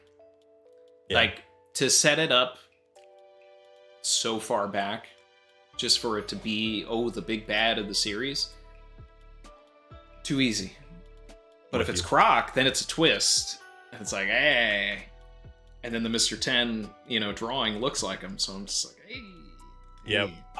I want Croc to come back in a big way. I'm sure you've said this before, but he's the first one to talk about Pluton. So it would make sense that he's the one who eventually gets it, or at least gets close to it, or learns the information to make a decision on what to do with it, whatever it is. that would just be masterful writing. Like, dude, 20 years difference. You know, you're able to bring this guy back in a meaningful way. And I mean, Croc came back with a vengeance. Like the way that he came in, like he's getting the respect he deserves now. You know what I mean? Like the technical head of Cross Guild, like the real head of Cross Guild. You know what I mean? So The real Yonko. yeah, I love it, man. That to me, that was the best part of the Cross Guild situation to me, honestly, was that Croc is back in that regard. I mean, everything's hype. The potential with Mihawk, I think you've mentioned this before, but maybe we get a Davy back fight where Zoro and Mihawk fight at the end, which is like my favorite Zoro versus Mihawk idea in existence right now. I still have to make the video about it. I'm gonna make the video about it because there's so many things that like tie into it and get looped in a bow if we do it that way. Yeah, there's so many ways it could happen too. Like it could be Cross Guild versus Straw Hats, but like I could even see a scenario where like maybe other stuff goes awry and like it's like the red-haired pirates. Maybe like Shanks and Luffy are like we're not gonna fight. Let's see whose crew is better, and maybe Mihawk joins a part of that because Mihawk and Shanks obviously have a connection, right? Shout out to Hidden Island for his video that Mihawk used to be on Shanks's crew, which I really like that idea. But it could just be a deeper thing. Like there's a million ways where we can end up with Mihawk and Zoro in a Davy back, and that's the most important thing for me because it's all the marbles are on Zoro beating Mihawk. Like if Luffy wants to become Pirate King, Zoro has to beat Mihawk. Like that alone. Yes, like if he doesn't win, there's no Pirate King. You know, like that, or at least Luffy can't be it. Like that setup alone is worth the whole thing, you know? Like that, I don't care how it happens as long as we get that scenario. Yeah, and that all has to happen before we get to Laugh Tale in the first place. Because it's, you know, Luffy can't become the Pirate King and then Zoro becomes the world's greatest swordsman. Yep. I can see it happening right outside of Laugh Tale. Like maybe they all find out how to get there or whatever it is. Or maybe they're all like one rubbing away and they have to beat each other to get the last one. Whatever it is, I don't really know. But I agree. It's got to be Zoro does that. And because he wins, Luffy's able to continue on and then become the Pirate King. It has to happen in that order for sure. Yeah. And I could see a situation where, you know, there's just so many layers to like Crocodile trying to do like machinations in the background with Sanji catching him. It's so rich. There's so much. Yeah. Mm-hmm. I've been waiting to get the shelves behind me all situated before I make that video. Shout out to Rodent for joining the channel. Thank you. And No Moon said, question for y'all. What's the biggest mystery left in One Piece that isn't the treasure? Love both of your channels.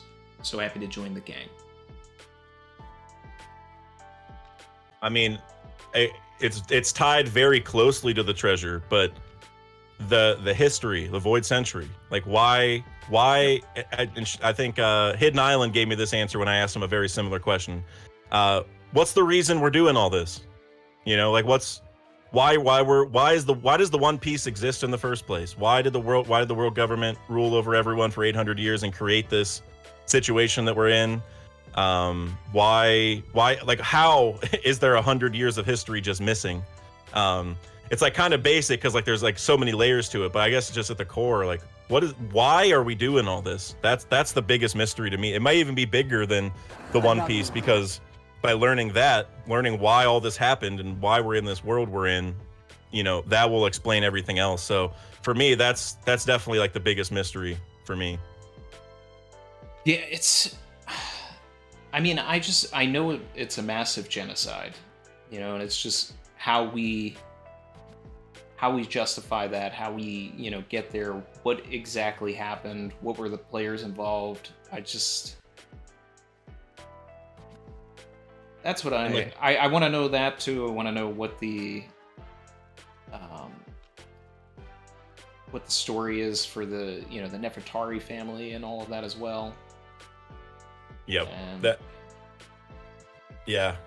I think that alone, I mean, is going to be you know, whenever we talk about like the end of One Piece, like, because obviously we're in the final saga, it's gonna end sometime soon. I put soon in big quotes, you know, years, but I don't know how many years. I always think about that, like, man, there's so much to explain. Like, how is Oda gonna wrap it all together? Because, like, all the stuff I said, like, that's one part of it, but then learning like I guess you can call it like the Alabasta history or like Nefertari history and like how that all went down. Like yes, what is the situation, but then also what made the Nefertaris separate out? You know, like there's so many things that Oda has to explain that I'm like, that in my mind I'm like, I want like a full explanation. And like I don't know how deep he's going to be able to get into all this stuff, but regardless, I can't wait until he gives us whatever we get, you know.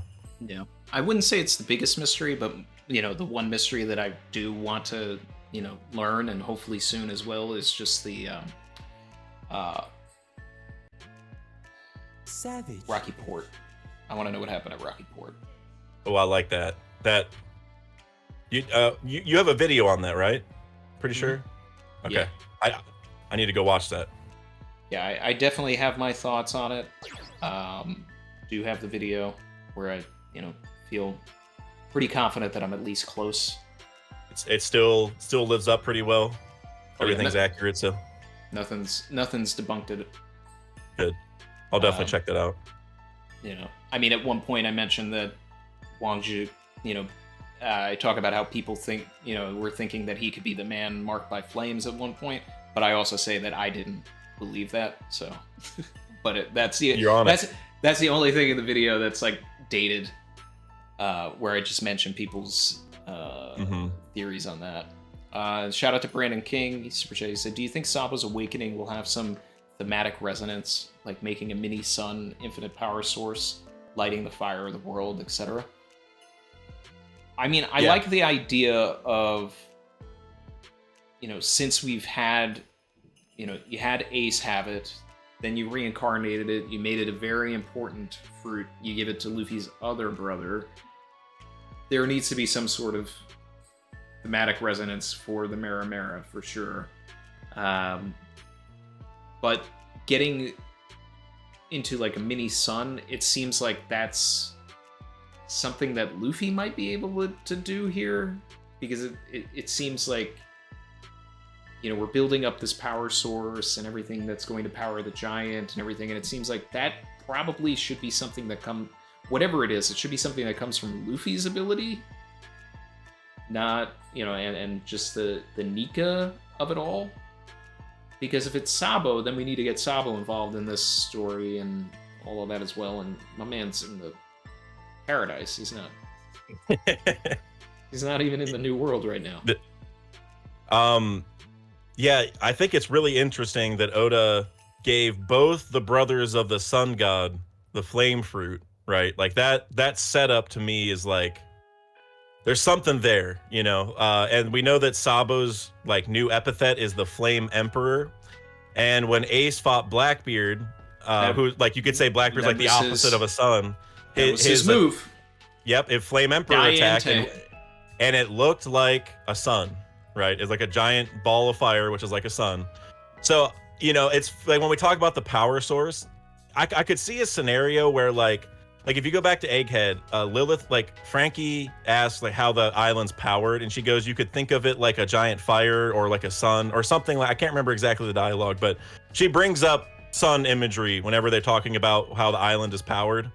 And I could see a scenario where, like, I don't know if like the sun is the power source or maybe the core of the earth, which, you know, the core of the, I know this is going to sound really crazy, but we have a geocentric model in Ohara, so maybe the sun is the core of the earth at the same time. I don't know how that would work, but like some weird stuff. But I could see a scenario where like the sun is going to die out or get taken in a black hole or something like that, and then Sabo, I don't know if he has to like give his life to do it, but maybe replenishes it somehow. But like you're saying, like the sun god, like that's supposed to be kind of Luffy's thing.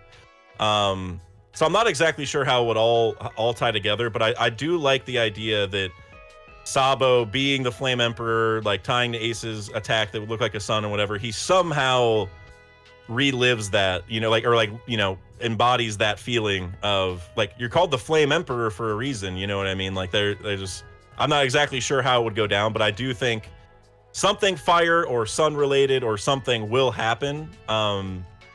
Or maybe he'll bring light to a place that's all dark. You know, like he'll like be a temporary. Like I don't know exactly how it'll work, but I can see that. I can see him taking the place of a sun, essentially, maybe like temporarily for Luffy to end up saving the world or something. I don't know how it would all tie together, but I can see it. Ultimately, I'd love for Sabo to, prove Akainu wrong, that magma's hotter than flames. That, yes. Which I always thought it was funny because like magma is just the melting, like magma exists like at the melting point of a rock, and like fire can just keep going up in temperature. Like magma can theoretically also go up in temperature, but it's like, I don't know, scientifically fire can definitely get hotter than magma is my point. So well, we've got the story relevance right there. Shiny Charizard said, what if Joy Boy was a Lunarian and had the Mera Mera no Mi? Or is the Undying Flame a Lunarian having the Mera Mera? A Lunarian having the Mera Mera is interesting.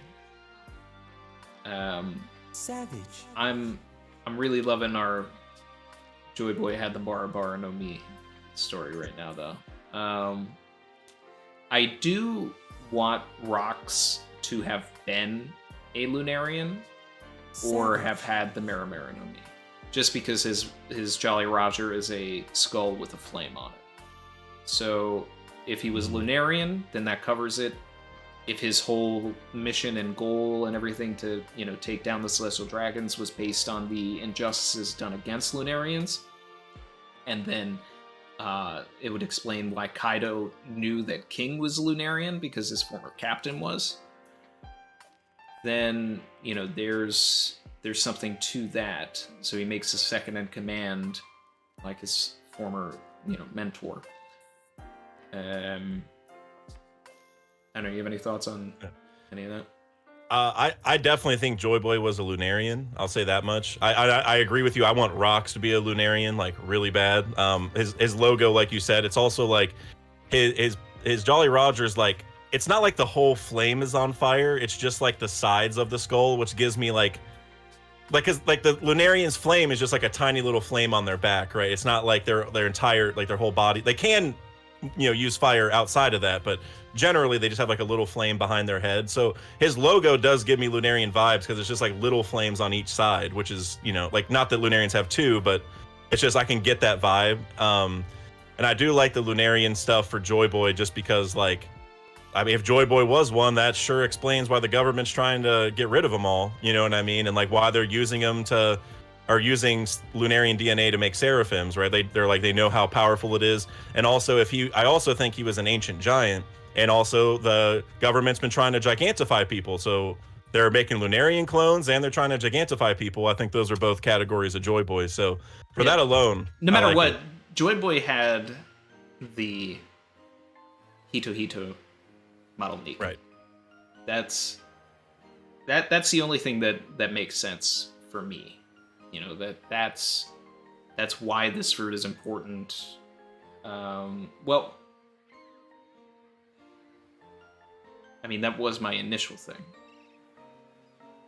But then, that's where, the awakening of the Bara Bara, if there's a friend, all of that, like, then we can, get into some of the things we were talking about before. But it's, the gigantification of it all with, the Nika fruit seems important. And I still feel like it should be able to bestow that power onto other things to gigantify them or anything like that. Maybe that's how we got Zunisha. Maybe that's how we have, some other weird unexplained things in the world, like the red line even. Long ring, long land. Everyone stretches. Yep. Let's see. Ian said, I really hope we get some decent time in Elbaf before the final war. We will. I'm getting worried we'll not go there before the final war. Could be wrong, of course. We need it for Usopp's story. We need it for Robin's story. There's a lot of narrative magnets that are, taking us there. But hopefully there will be one particular magnet that won't be there. of all the magnets, we don't want the magnet to be there. But and I know you were talking earlier that, I mean, and I agree. Oda could just leave Kid out of the story and it would be fine. You know what I mean? For the maybe like bring him back, like show he's alive, but like he doesn't need to be major part. But I could see a scenario where that is like an important plot line where maybe like the Giants mention, oh, we took out Kid, and he's like, that's my friend, even though like Kid doesn't really like Luffy like that. But it could just build like an interesting plot line from Luffy's angle, not necessarily like involving Kid directly, but I can definitely see it coming back to. And like I said, Big Mom got defeated by Kid, so that could come back. We're like, oh, that guy. Maybe they don't know yet. Oh, that guy, he beat Big Mom. Oh, damn, we feel bad. You know, like it. You know, I initially thought that was going to be part of it. I wanted Kid to be the antagonist of Elbaf in a way, not the main, but at least, you know, like a tertiary one. Ultimately, he did become that. It just wasn't for Luffy. Because I thought maybe, you know, like the Giants would welcome him and be like, hey, you defeated Big Mom, that's our enemy, great. You know, and then something happens, either he's looking for Saul, they make fun of Killer, whatever, and then he, you know, goes off, and then when Luffy and the gang arrive, they have some drama they have to deal with because he's associated with Kid. So, but Oda decided, nope, gonna fluff up Shanks. I'm okay with it. I love it. Yeah. You know? Well, love it even more when I'm wrong. And where do you think Shanks is going after this? I mean, he seems like he's on the path of Blackbeard, so do we get Shanks and Egghead at the end of all of it, and we just have this massive battle royale here? Because he said after Wano, let's go get the One Piece. You know, so for me, I've been like, it was stopping at Elbaf just like a pit stop on the way to Laugh Tale, right? Is that, or is he really going Blackbeard hunting this whole time? Like I'm pretty torn. I genuinely don't have a for sure answer. I could see both. The thing with Egghead is, like, Shanks just said he didn't want to see Luffy at the end of Wano. Like, we're not going to see him yet. And like, what has happened in the last week or 2 weeks that's going to make him change his mind? Because he's probably going to see Luffy if he goes to Egghead. You know what I mean? Yeah, but he also did say it's almost time for us to meet. So true. It's just how this could be it. How crazy are we going to ramp things up? And since we're talking about Shanks, there was a super chat from earlier by Sylvan. So, what are your thoughts on Shanks losing his arm to a Sea King? Is it just poetic? He did it on purpose to inspire Luffy? Or like it was the only way, he was too far, Luffy does awakening unconscious, etc. So, Oda has found a way to make meaning out of losing the arm. You know, he betted on the new era. It's the weight and the importance of that act is what defines how he views Luffy. So, and like all of East Blue is about treasure and everything like that. The hat, Shushu's, pet store, all the way culminating to Luffy taking the hat, putting it on Nami, saying, "You're my treasure," etc. Shanks was saying in that moment that he treasures Luffy in a way. So that's what that is. But it was also, apparently, Oda never wanted Shanks to lose his arm, and that the editor said, we need some more drama, and then that's when Oda came up with the idea, and then everything else is birthed from that.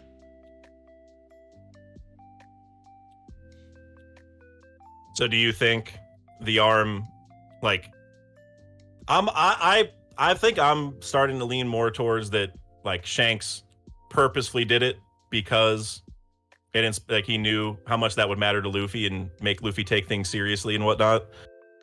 So do you think it was genuinely, I don't know if it's an accident is the right word, but like he couldn't get there in time?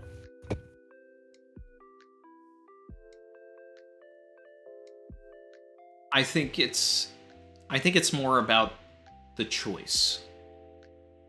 I think that it, and if he had Future Sight or something, maybe we could get a scene with Shanks later on where he explains, it's like either I lost the arm or I lost Luffy. Like there wasn't a moment where there wasn't enough time. Yeah. You know, it's more than anything, it's convenience for the sake of storytelling, but an emotional weight.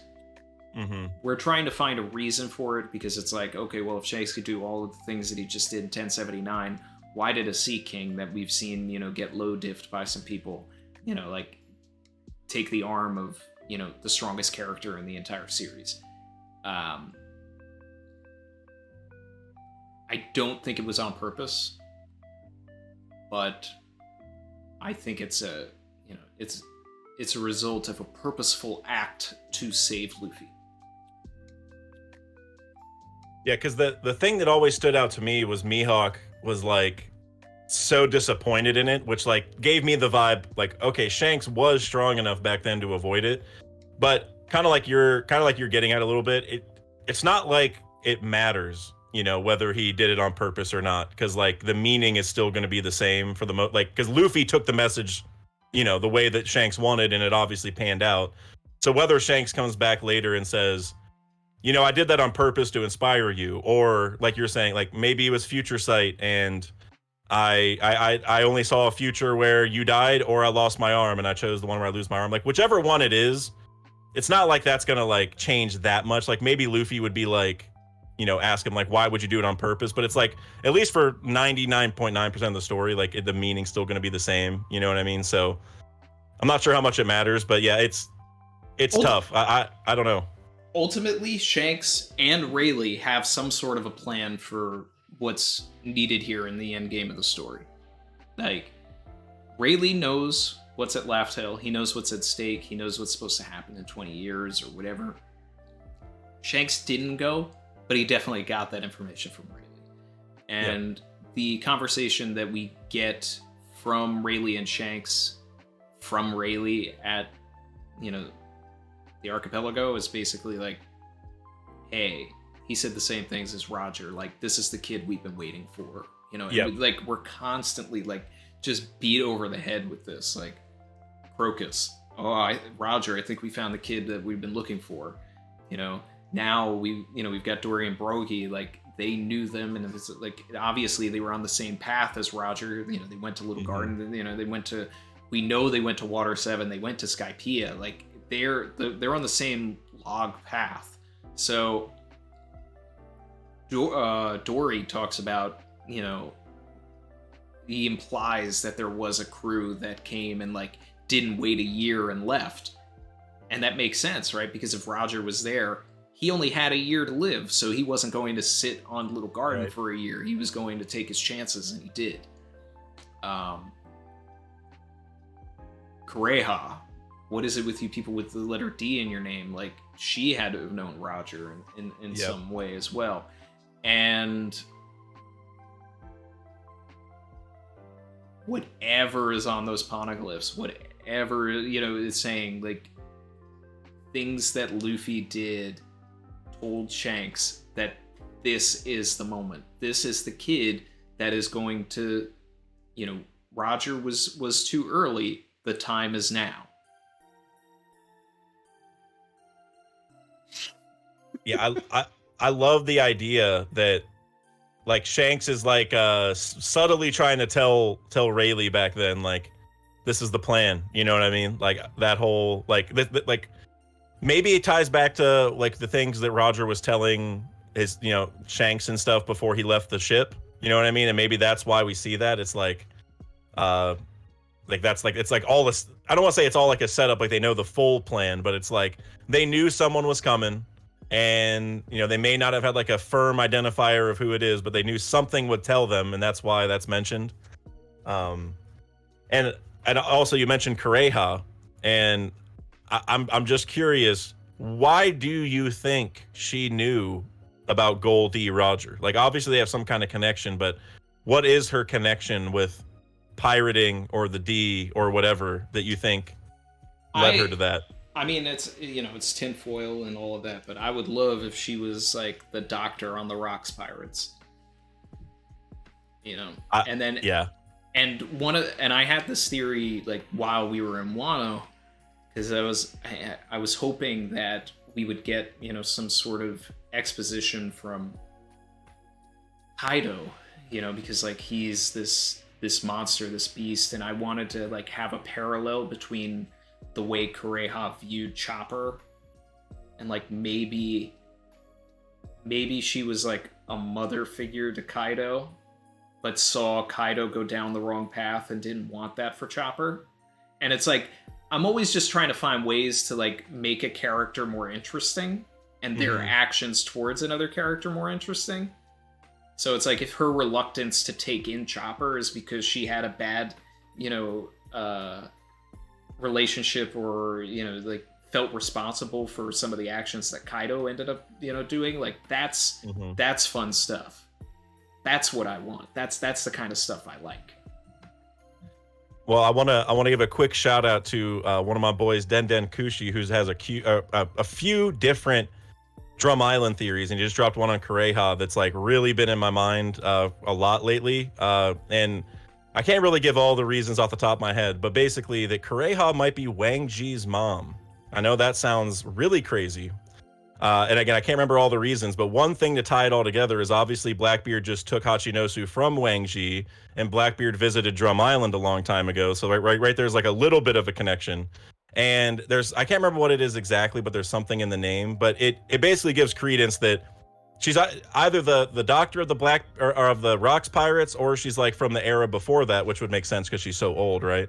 Maybe she's like from the era before that, but she knows all about the Rocks Pirates because her kid joined the Rocks Pirates, right? So then she's still very aware of everything. So that's something that I've been thinking about a lot. Like even if it's not Wang Ji, it could just be any of the Rocks Pirates because she's so old, I think it makes right? more sense if it was Captain John because they have the same hair color.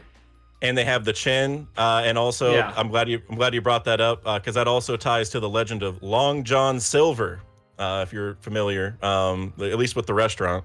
And remember Captain John, and then there's also Silver's Rayleigh, right? And they both also have like protruding chins. They're like they stick out pretty far, and then they also both wear long johns, like kind of like long johns. They're like 3/4 pants.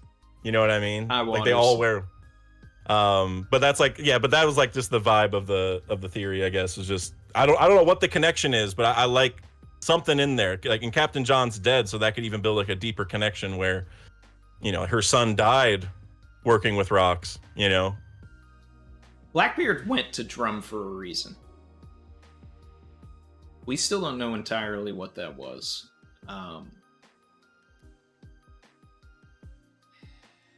You got any thoughts on it? You know, I don't remember what my specific thought was. I know I had like a pretty decent idea on what it was, but I've forgotten it. Well, maybe I can sell you on this idea, because I did a Chopper video not too long ago, and I posed an idea, and I think it was we wanted Chopper's fruit because that fruit is the actual cure for everything, right? It's the actual perfect cure, and he wanted to give that to Doc Q, which that builds a million different, you know, layers there, where Doc Q has the disease fruit, and originally they wanted to give him like the healing fruit because he's been sick since he was born, right? He's like, ever since I was born I've been like this. So it's like they were trying to heal him, but it also builds a bit of a deeper connection because so his name's Doc Q, and we don't know what Doc Q stands for, but in my video I brought up the chance that it means it's quack doctor, like Dr. Quack. Yeah, Dr. Here He Looks, Quack Doctor. And if you look at them, they look kind of similar. Here He Look and Doc Q. They have like tall, like they both have like same kind of blondish hair and tall faces and whatever. And they both use bombs, right? There's like other factors that tie them together. And so obviously Here You Look's real, or I shouldn't say real son, his adopted son being Chopper. Remember, he's like, my son is going to show up here soon. Like, it's definitely like his son to a degree. His son got the actual like perfect cure fruit. And then who will end up being Chopper's arch nemesis, Doc Q, could be Here You Look's actual son, and he has the disease fruit. So it's like a perfect juxtaposition of like Here You Look's will is like being carried in two different ways, because obviously Here You Look wanted to cure people, but he actually made people worse. So it's like which side of Here You Look's will is going to win out, right? I do like that. It's the same thing. Like just if it all has something to do with character, then it's cool. Like if it's only plot, you know. But I mean, if it can build a character also, that's what works for me. And I think that's where stronger could matter too, because Chopper was an animal that wanted to become a human. Stronger is a horse that has the Pegasus fruit. So maybe he was a human who didn't like being human, so he ate an animal fruit to become an animal. So then you have both layers of the character, you know, side to all this, where Chopper's fighting, yes, the disease guy, but also the animal, or like the human that doesn't like being human and wants to be an animal. It's like both sides of Chopper's like will, right? Like the stuff he wants to succeed at is like they're trying to do the opposite. So, hey man, I dig it. Here, talk to chat for a minute. I'll be right back. no problem. All right, what's up, chat? I saw you guys were spitting some fire earlier, so I'm gonna go back and look through and bring up some things I wanted to touch on. Tainted Marth, I saw that you were, or some people were talking about your Lafitte video. Definitely, that's like Hattori's Lafitte, right? I'm on that train for sure. I think it's that one. I'm on that train 100%.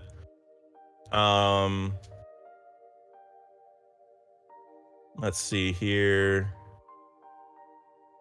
What if Rox, Garp, and Roger were all raised by Dr. Kureha, like how Dodon raised Luffy, Sabo, and Ace? I'm not MLG No Scoper. I love the sentiment. I'm not sure if it would all fit, because like, I mean, it might. They're all around the same age. I guess that might be like a little extreme, but I could see something like that. I really like that idea. Like maybe at least even temporarily, maybe they were all together somewhere. I really like that idea. Oh, ZMP, you said Forest God Chopper. I F with that theory. Hey, shout out to Matt Cypher, one of my members. A major shout out. He kept bugging me about the Forest God, and then I gave a couple more thoughts on it. I'm like, you know what? Yeah, you're right. You're right. Faded Light, Dak, you're the best theorist on this platform. Don't tell Randy. Hey, your secret's safe with me. I really appreciate that, though, man. Thank you. Lucy B, could Blackbeard be the only pirate in One Piece to drown? So I actually want to shout out a thought that Randy had a long time ago, and maybe we'll get to talk about this, because I vividly remember this from probably 2 years ago now. But I want a Kainu to drown. He doesn't have to be the only person. I don't know if Oda's only going to do one. Blackbeard makes a lot of sense because he has 3 fruits, right? Obviously, it all makes sense there. But the reason why I like a Kainu is because it's just he's like all about absolute justice, and like maybe nobody wants to help him, right? Like at the end, because he's so warped into his thoughts. Randy, we're talking about people drowning in One Piece, and Lucy B brought up Blackbeard, and I was bringing up a Kainu. I remember you mentioned this on a stream probably 2 years ago. I don't know if you still, I don't even know if you remember it, but you were talking about a Kainu maybe be drowning because he's so obsessed with absolute justice and like obviously he was like putting all these Marines in danger and all that. Maybe one time he lands in the water and like nobody wants to help him because he's like so evil. It's like we're better off not helping him, you know? I would love if Akainu is the guy who drowns. Whether it's nobody helping him or whether he just like I also wouldn't mind, you know, if there's a character that eats a fruit and then just walks into the water themselves because they can't handle what they've done. They can't handle different, you know, things or whatever. Because we haven't seen someone drown, but maybe we have. Maybe that's Kid. Maybe we're finally getting it. I don't know. Which, by the way, Kid does have someone on his crew named Dive. Okay, so the names are kind of apt in the Kid crew, right? Heat breathes fire. Killer wears a Jason mask. You know what I mean? So they're pretty accurate. And so Dive might be the thing to stop them from drowning. Now, saving him in the rest of the story, Dive can't do much about that. But get him out of the water, I can see. But I don't know. The dive aspect of it is definitely like a dive bar and not, you know, like. But not diving. But I mean, we can play both sides of that. But I don't know. Yeah, I could see both. Like that probably is the reason now, but I could see it being a double entendre. Well, for what it's worth, Dive wears heels, And Dellinger also wore heels, and Dellinger was a half fish man. And so, I mean, that's like obviously like, okay, there's like a lot of people that wear heels, right? Whatever. But that was like something I was thinking of. Dive could be named Dive because like they're connected to Dellinger. Maybe like they're Dellinger's brother or sister. It's like we only have like one image. I don't even know what they really look like, but. Did we even see them? Because I don't know specifically which one is Dive. There's one panel where like during the raid there's like a background shot where they're biting someone. So it's like a distorted shot of them. Oh man. That's all we know is they attack by biting, which Dellinger didn't he have sharp teeth, I think, so I guess that's maybe an option too. Yeah, he was half fighting fish. Right, yeah, the same fish that were like in the Colosseum, right? I think that was like the idea, and along the bridge and all that. Yeah, yep, that's right. Yeah. Oh, Maxo said, you know, if Akainu was drowning, Luffy would order someone to save him. That would be a really interesting development. I don't know if I want a redo of that Smoker beat. You know? Yeah, that's fair. Because there's no real inversion there. We don't gain anything from that. I mean, I get the idea behind it. But I don't want Akainu, out of any of the characters in the story, I do not want Akainu to be redeemed. He did an awful thing. He needs to remain bad. Even if he comes to the understanding that the world government that he is working for, that he's pledged his life to, are not the good guys, that absolute justice is the wrong path and all of that. Yeah, he's still, just like Bellamy in... his fight with Luffy and Dressrosa. Like, I know I'm wrong, but I would rather die than admit that I'm wrong and, kind of deal with that. So this is the path I chose, whether it's the wrong path or not, and I just have to kind of go with it now. I'm with you.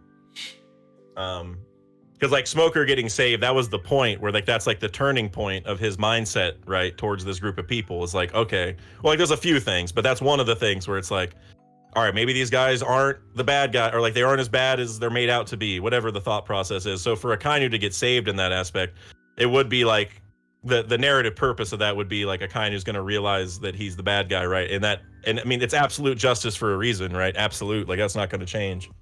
I will Smoker say has always been built up to be a character that like turns for the side of good. And I just put a Smoker video out yesterday or 2 days ago.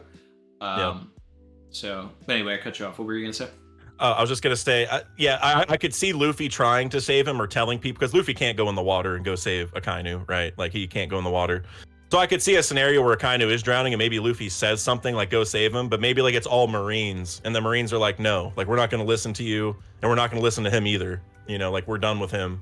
It could be, it could be Luffy still has the character moment of trying to, but everyone's like, no, we're not doing it. So I could see both worlds maybe happening, but I definitely agree with you. Akainu cannot be redeemed. Oda's not going to do that. I'd rather have somebody say, hey, jump in there. Push him down further.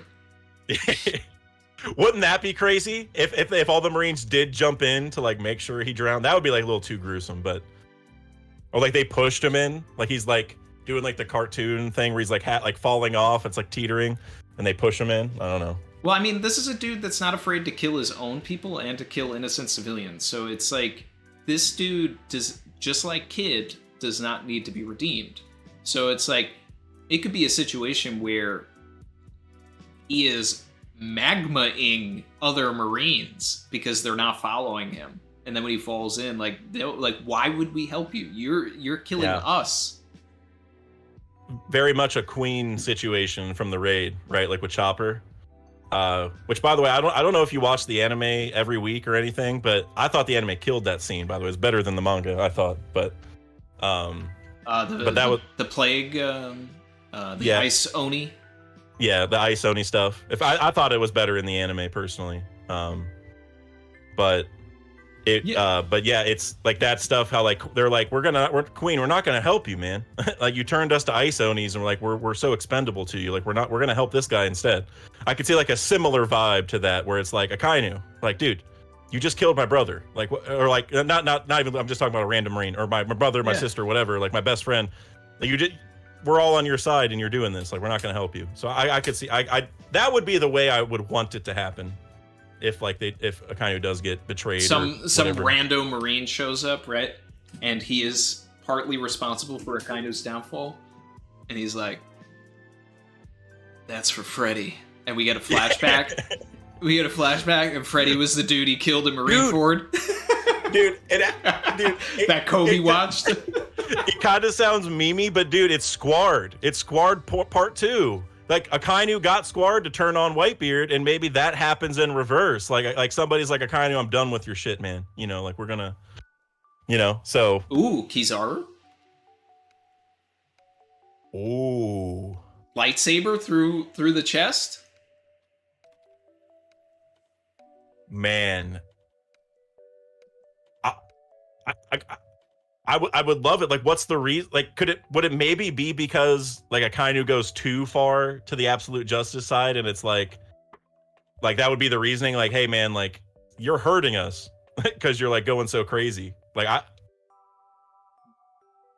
or even Green Bull. Because he likes him, right? Like he wanted to impress him and stuff. Which, by the way, through the chest, he starts trying to burn the tree, but he's like immune to the fire a little bit because he already established that he. I don't want to see Green Bull redeemed either, or Kizaru, but I do like the imagery of Kizaru more than anybody. And the thing with Kizaru is, I brought this up in so many videos. Like, I don't know what Oda's planning with him, because if you look at the original 3 admirals, the other 2 have moved on to do something bigger and better, right? Whatever. I mean, if you want to call Aokiji's bigger and better, I probably would. But whatever it is, you know, they're not in the same position, right? They got a promotion or even a demotion, whatever it is. They moved on. But Kizaru is still in the same position, right? And we even see now we're getting a parallel of Saba Odi and Ohara, you know, whatever. And Kizaru is showing up, which is like a parallel that's like, okay, we're getting the same thing. Like, it's going to be a bigger deal and everything, but we're getting the same thing. Like, Kizaru's coming, he's still an admiral. He's coming again to come help out at a situation with the Straw Hats and stuff. Like, when is he going to level up in some way? Like, when are we finally going to see some character meaning from him of some sort? And maybe Egghead's going to be it. I saw a few people in the chat bringing this up, but he's like Sentomaru's uncle. Now it could be like a Yakuza type of uncle, not like a blood. Yeah, I don't think it's like a blood relation at all. Yeah, same. But we know Vegapunk also has that vibe with Sentomaru. So what's the connection between the 3, right? So I guess I could, yeah. I mean, I just want to know what Kizaru's doing, man. Like, what's Oda's plan? Because I genuinely don't know. Yeah, I mean, I want to see him really cook, you know, because I mean, he was just low diffing everybody at the archipelago, which was great. But now let's see some real action. Let's see some real development. I don't want him to turn. I want him to stay bad because I do want him to be like the end game for Zoro. But and I saw Lucy B in the chat said, why Kizaru have Fujitora do it? And Fujitora, the difference between having Fujitora and Kizaru in the scenario where it's like we're doing this squad thing is Fujitora would do it. The unexpected thing would be seeing Kizaru do it. I already know that Fujitora, like in the final war or whatever, if he shows up on Egghead, anything, he's going to be on our side because he's Smoker 2.0. He already he did what Smoker couldn't do in Alabasta and used this position for good in Dressrosa. Kizaru has a tie to Vegapunk. Fujitora has a tie to Vegapunk. Fujitora was the first person to name drop the SSG in the first place. Right. So, I'd like to see something come from that. But Kizaru's place here, and this was a thing that was brought up very early on, because once I knew that we were in a Vegapunk arc, I was like, okay, well, we're definitely getting Kizaru. We're definitely getting Sentomaru because he's Vegapunk's bodyguard. Right. It's I just need Smoker and Fujitora to show up, but everybody was like, okay, but what's going to be the relationship between Kizaru and Sentomaru? How are we going to go with that and everything? I feel like the best case scenario is Kizaru sees that Sentomaru has switched sides. Essentially, he's gone against the government, and Kizaru disowns Sentomaru. Right. But if by the end of it we could see something that kind of colors Kizaru's view of everything, then maybe we can earn that later on. I only want to see a turn from Kizaru if we've done everything we possibly could with the character, though, as a bad guy. Like, imagine if Kizaru is the one who has to kill both Sentomaru and Vegapunk, if Vegapunk actually dies, and it's like, okay, Akainu, like it wouldn't happen immediately, but it would plant the seeds of maybe like him betraying Akainu in the end, because it's like Akainu's in charge of all this, right? Like, he's making a lot of these calls. Like, obviously the Gorosei obviously are involved in this too, but we've seen Akainu like in the decision room like a million times now, like being frustrated that he doesn't know like exactly what to do because of everything's going on. So it could be like, Kizaru almost holds it against him that this all happened. It's like, either A, you made me go do this, or B, you were so indecisive and couldn't figure out what to do, and I was tasked with killing my family members, essentially. Like, I'm done with this. And so it could end up being in the war he does betray him, because it's like, your bad decisions did this type of deal. Either way, we need this civil war within the Marines, no matter what. Yes. Maxo said Green Bull kind of has the perfect blade for a sneaky little impalement, just saying. I'm okay with it too if we get more Green Bull development to earn it a little more. Right. Because right now he's just like an Akainu fanboy. That's why it kind of works for like a squad situation too. Kizaru doing it would be more like if the squad moment was, Marco. Right. Because that's how I view Kizaru to Akainu in this situation. Mm-hmm. Is like if Akainu was the captain, if he's the Shanks, like that's his Ben Beckman right there. Right. And his right hand is going to handle like business over at over at Egghead. But Green Bull is more like Rockstar. Yeah, right. If we're just trying to like, use Shanks as an example here. It could be an interesting development if you consider like the two new admirals being Fujitora and Green Bull. It could like maybe like further kind of like build that parallel and I guess inversion at the same time, where Fujitora's like pushing for like positive change from within, basically like he wanted the SSG instead of the warlords and all that kind of stuff. And then Green Bull obviously likes Akainu, so it could be like they're both trying to change the Marines in massive ways, but Green Bull does it in the like he's trying to like take the power for himself, or Fujitora's trying to change it so it's just better in general. So like I like that build up too. We can't have everybody turn against the government. We need enemies in the last saga, and that's why I love the idea of Akainu, Kizaru, and Green Bull staying bad, but Fujitora being good. If we're gonna get a bunch of Marines, new admirals and everything, like we don't need both of them to turn on our side, only one of them, and we already have the established just foreshadowing for Fujitora. So that's it, and we already have Kuzan from the the previous regime, and then the monster trio, the original monster trio, including Luffy, not the new monster trio because Luffy's in his own echelon. All get fights, and that's the fun part of it for me. So who's your fight for Green Bull? I know you've brought this up before. Right now it's Sanji. Got you. Yeah, because he gets to take down a moss head. I love that. The only other idea I've heard that I'm like kind of partial to is Usopp, because it's like he would have better forest abilities, you know what I mean? And it's like It's just that alone, like maybe he gets better pop greens at Elbaf, like he gets giant plants or something, or Adam Wood attacks or whatever. I don't know. You know, we're definitely stretching it here, but that was the only other one I've liked, is just he has better plants than the forest guy, you know?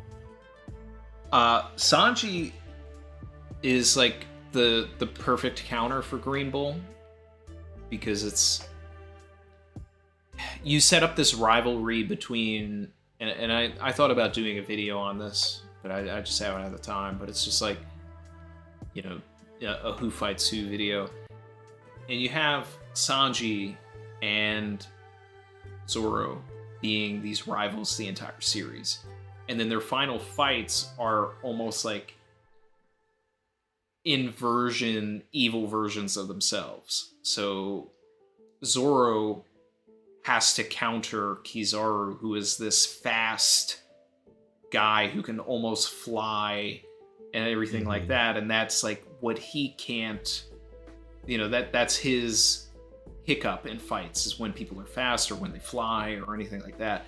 And Sanji can do that, and his color scheme is kind of, you know, very reminiscent of Sanji.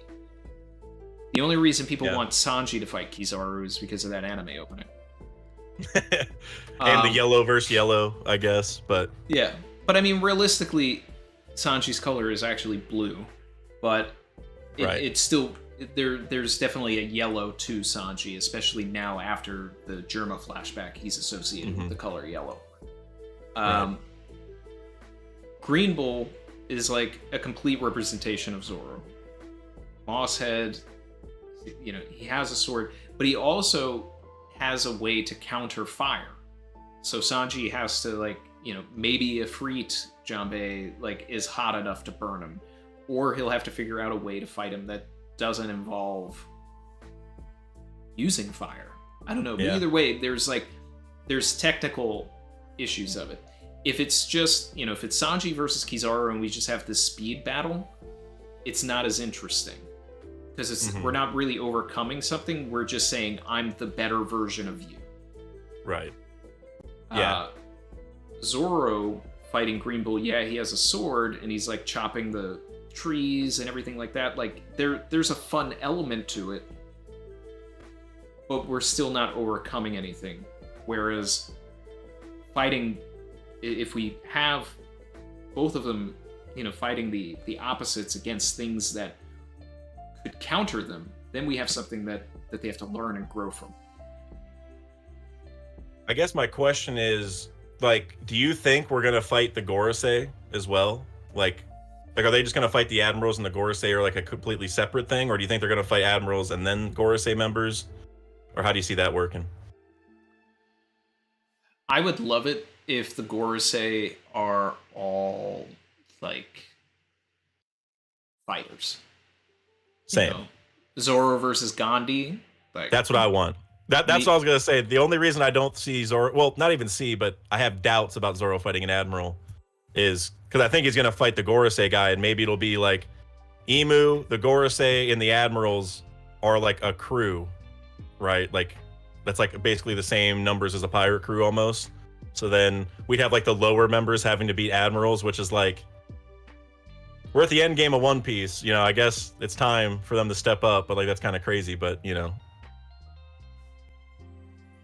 I mean, we're gonna know once we see Saturn in action, and I've mentioned this before, but it's like I want the parallel of, you know, Luffy hitting Charlos, Luffy hitting Saturn, but Saturn gets back up and, like, you know, tanks the hit.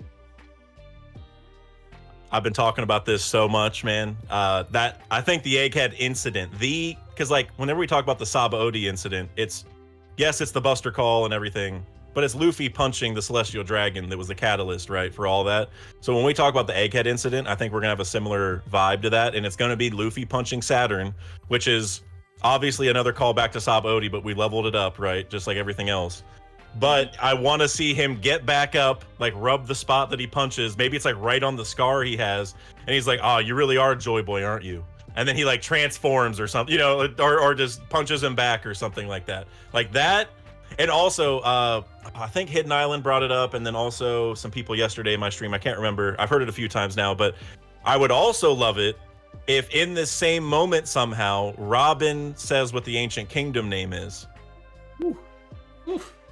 Like maybe it's at the same time, like maybe she's about to say it and the Gorosei's like, kill her, but then Luffy punches him at the same time, so like they don't get to shoot Robin and the name is said and everyone's just stunned for a couple minutes. And then he's like, all right, well, time to get to work, you know, and then Saturn just starts beating people up. I do need that Robin and Saturn scene. I need that. Could you imagine like he has a gun pointed at her just like the Clover situation? Let me get that Higan Testo Mono slap on Saturn though. Get that. That might be the only thing that that would be better than Luffy punching him, you know, like Robin doing it herself. Yeah. Because what if he also Saturn? You know, we don't know what the powers are, but like we've seen like with Qigong and Life Return and stuff, people can like bulk themselves up without devil fruits and stuff. You know what I mean? They can channel so he's gonna Master Roshi.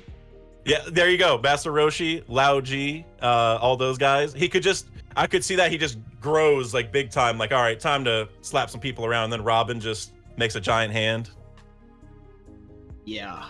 I mean, because this is actually the first time that she's going to be face to face with someone that is completely responsible for Ohara. Yep. Other than Aokiji, but even he saved her. No, he's not. But he's not responsible. Like he didn't make the call. Right. I guess I was thinking he froze Saul, but yeah. He froze Saul. Yeah, but Saul's not dead. He's the man marked by flame, right. So it doesn't matter. Kuzan is absolved of all sin. Sakazuki, on the other hand, you know, span dying. Yep. You know, but it's like they were on the phone with the Gorosei at the end there. Mm-hmm. They're the ones that ordered that Clover be shot. They're the ones that order that Ohara gets taken down. So there's some good dialogue and drama that can come out of a confrontation between Robin and Saturn. You know, Saturn comes in and it's just like, you're not even supposed to be alive. You know, we've been looking for you for 20 years. Dude, I can feel the weight of the pages now. You know what I mean? like the gravity of that situation would be just so immense. You know, like just I can see the panel now where it's just like Robin and the Gorosei guy like just looking at each other, like maybe Kizaru's next to him and Robin has like the crewmates behind her maybe, but it's just and like they're finally. We've never seen Robin as angry as she would be in that moment, and then Luffy feeds off of that. Yeah, like he can tell like, okay, I don't know. I don't know the story, but I know that Robin is pissed. So this is. So it's serious, like. You know, we're about to throw hands. You know, it's like we're back here. Like we're like Robin said. You know, I have strong friends to protect me, right? And Luffy, that I would just love the scenery of them talking, and like we just see the crew behind Robin the whole time. Like, you know, like we're ready to go. You know, like don't. You know, we can tell she's upset. Something's about to happen. Don't do it. You know what I mean? Like we're like Saturn. Yeah. Don't you know? But that's probably what the Egghead incident will be like. Whatever culminates from that is probably going to be it, you know.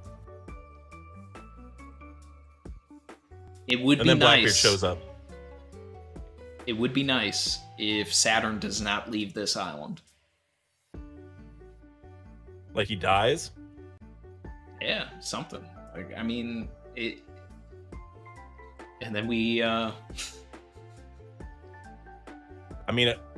A Gorosei dying would be like a really big step up from like Sabo. Like if we're gonna keep that parallel, but keep the fact that it's like a step up, you know. But get Sabo and Ohara right now, and like it's gonna be like a bigger deal. I mean, obviously Luffy's awakened this time, and we have like we have the Seraphims and the Mark IIIs instead of regular like everything's leveled up, and so a Gorosei dying, that would definitely shock the world, you know. It would shock the world. Kizaru would be reprimanded for not protecting him. Now that would be that discussion between like Akainu or maybe even Kong. Kong will finally come back into play somehow, but that discussion where like you failed your most essential duty, you know. Red Hood said if Saturn dies, the Gorosei ain't built like that. Imagine all the top tiers. Like, it's not even Luffy that does it. Like, maybe it's Blackbeard. Ooh. That would be crazy. Or what if they just use Saturn to command the Seraphim because like he's like at the top. Or if there is some sort of a scenario where Katerina Devon needs to be in the same room as somebody or interact with somebody in order to get their likeness. And that's how we get a Snake. Because Katerina Devon now is able to turn into Saturn. That is a spicy meatball. That could be the whole plan. That's a spicy Just get meatball. Katerina there, get the Seraphim out, and make sure you copy Saturn, and we're good. Just get out of there alive, and we're good. That's all we need. And that also lines things up. I'm sure you've heard the Lafitte is Hattori theory, which like that doesn't even necessarily. You haven't heard that? I have not heard this. You haven't heard that Lafitte is Hattori? Oh man, I thought you would have heard this for sure. Yeah, man, hot because like obviously has the bird fruit. They both wear top hats, and we just saw that Stussy was a double agent in Cypherpole, and so it would make like that's obviously possible to have double agents there. And so what if Hattori has been Lafitte this whole time? That also explains how Lafitte got into Pangaea Castle or whatever to get Blackbeard into the Warlords a long time ago. Like he was nearby. He just flew up. Hattori, like the name Hattori, Hato is pigeon, and he is a white pigeon. And then also Hattori, like if there's two T's, is hat bird, which is just like funny because like that's his main thing is he has a hat, and Lafitte also wears the same kind of hat and has has white bird powers, whatever they are, right? I mean, we're definitely speaking to the puns that are in the name for sure, but I'm gonna say a big no to that. Like that's a reach. Well, I mean, we've been talking about some spicy, crazy stuff, but that's not gonna be it.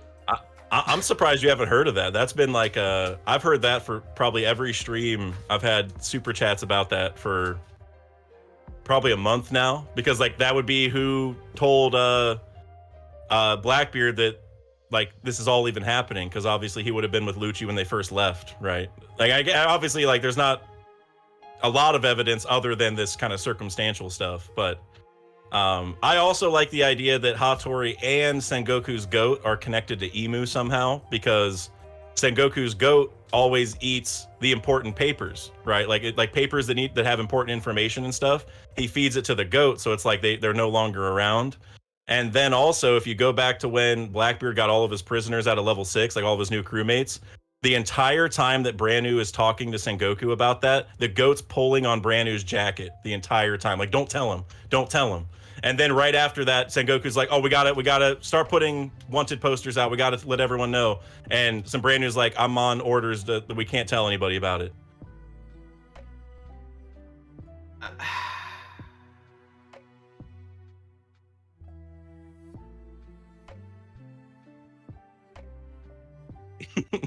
Kagar said, Randy, no, I legit have made that comment every time you stream a chapter and Hattori is around or someone brings up Blackbeard's crew. I'm sorry, I missed it. Look, I'm saying it definitively right now. I'm open to a lot of things, but Lafitte being Hattori is not one of them. Let Hattori be Hattori. Like, that'd be insane. There's too many implications to Water 7 that just don't fit or make sense for me, and like how that works into the big picture for Blackbeard, because he would have killed Thatch, but by that point Hattori would have been with Lucci for like 5 years at least, you know, and or 7 years, whatever it is. So it's just Lucci may have killed the original Hattori and took his place. I don't know. But the main thing that sold me on the idea is Lafitte's never with the crew, right?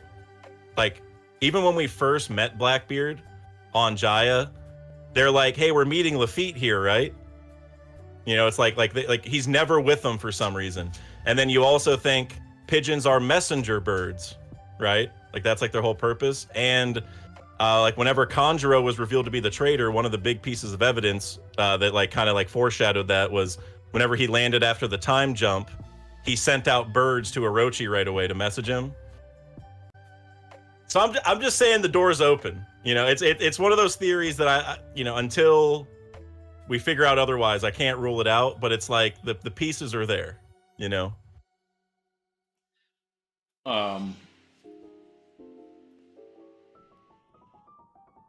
Yeah, I don't know about that one.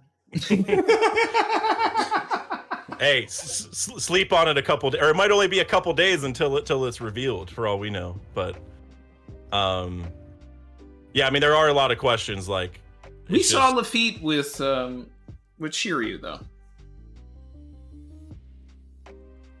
In Impel Down, you mean? No. In when they're on the phone with Burgess, when he's at Baltico. Yeah.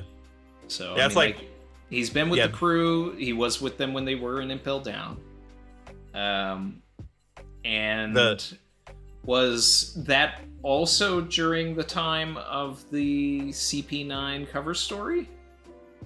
Maybe. I feel like that could have been running, you know, around the same time, where Hattori would have been on what is it, Polar, Poplar.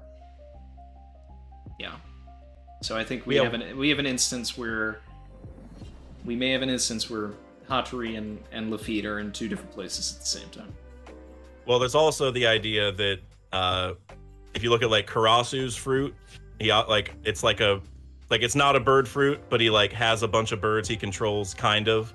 And then you also look at Morgan's, who we don't know. Like, we know he has the albatross fruit, but how the news coups, you know, go around and like are trained and how all this works, I have no idea how that happens. So it's like we've seen a couple examples where like there are whether they have a bird fruit or not, but like there's like a lot of birds who are under someone's control, basically. And so I could see that scenario too, where like maybe he has like the pigeon fruit that is able to, I don't know if he controls or what like the right terminology is, but maybe he's able to manipulate other pigeons or something. I'm more a fan of the no, the CP9 cover story was during the Archipelago. I'm more into like it being some sort of like angel fruit or something. I don't know. I don't want it to be pigeon. Or like siren fruit. Yeah. You know, like hypnotizing. Well, I guess he could have hypnotized Hattori. Definitely forcing the Hattori thing, but all right. I mean that I could see. That I'm okay with. I'm okay with him hypnotizing Hattori. You know, that I do think him hypnotizing people is gonna be, or some kind of mental manipulation of some sort. I can definitely see, because he just, I don't know, he has that very mysterious vibe to him, you know. And also Django can hypnotize people and he's not that impressive. So like somebody else doing it on a bigger scale, I think is definitely valid. Well, Lafitte has hypnotism feats. He was able to open the, you know, the gates of justice. That's true. That's true. That's the single best hypnotism feat in the series. Yep. Hey man, Django at Syrup Village? Come on, man. I mean, that's why Luffy's strong now. I don't know if you've heard that theory, but oh wow. No. The hypnotism's still active, and so he's stronger than normal. Yeah. Let's see. I think we've reached the scary hours of this stream. I thought the scary hours would have been earlier with the Poneglyph Joy Boy body reconstruction. Which, by the way, I forgot to mention this earlier. We mentioned that the road poneglyphs, the red ones, could be his heart. Hearts have 4 chambers. So, just saying.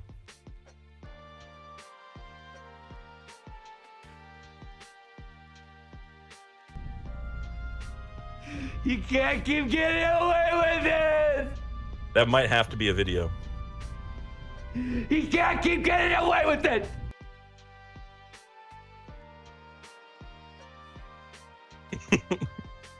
It's so funny for me to see your reaction on Discord before I see the YouTube stuff come through. I don't hear the soundboard till way after the fact.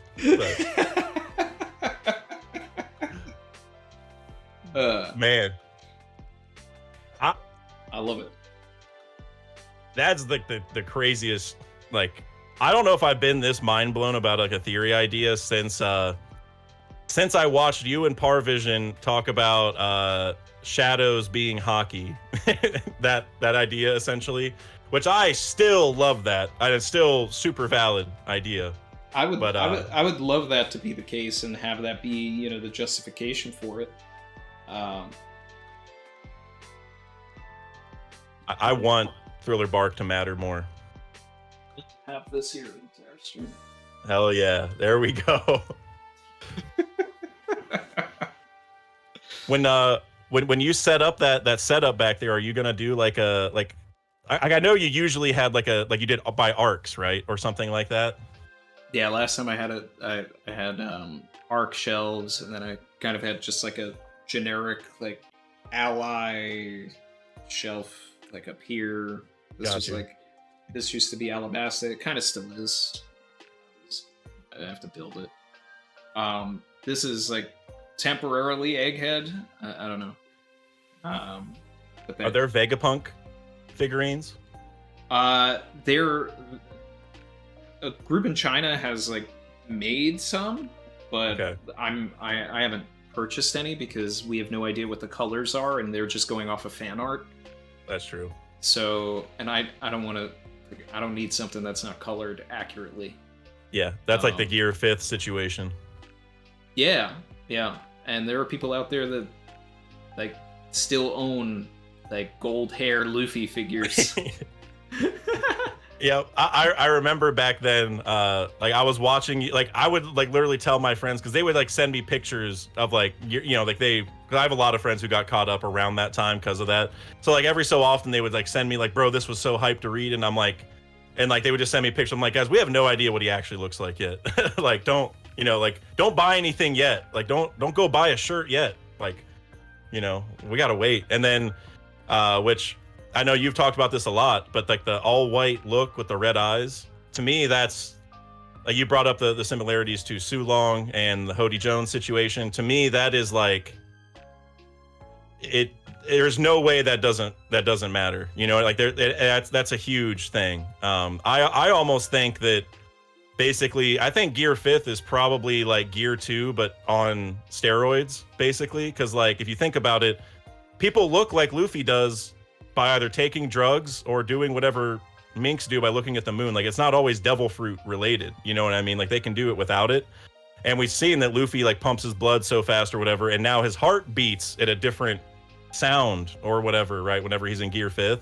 So I get a lot of vibes that it's like, it's probably the way Gear 2 works, but it's just something else with his heart. Like, I don't know exactly what Oda's gonna do with that, but that's like the vibe I get from it. Is like, it's almost like the Sulongs look at the moon and go their version of Gear 2 almost, right? It's kind of like that.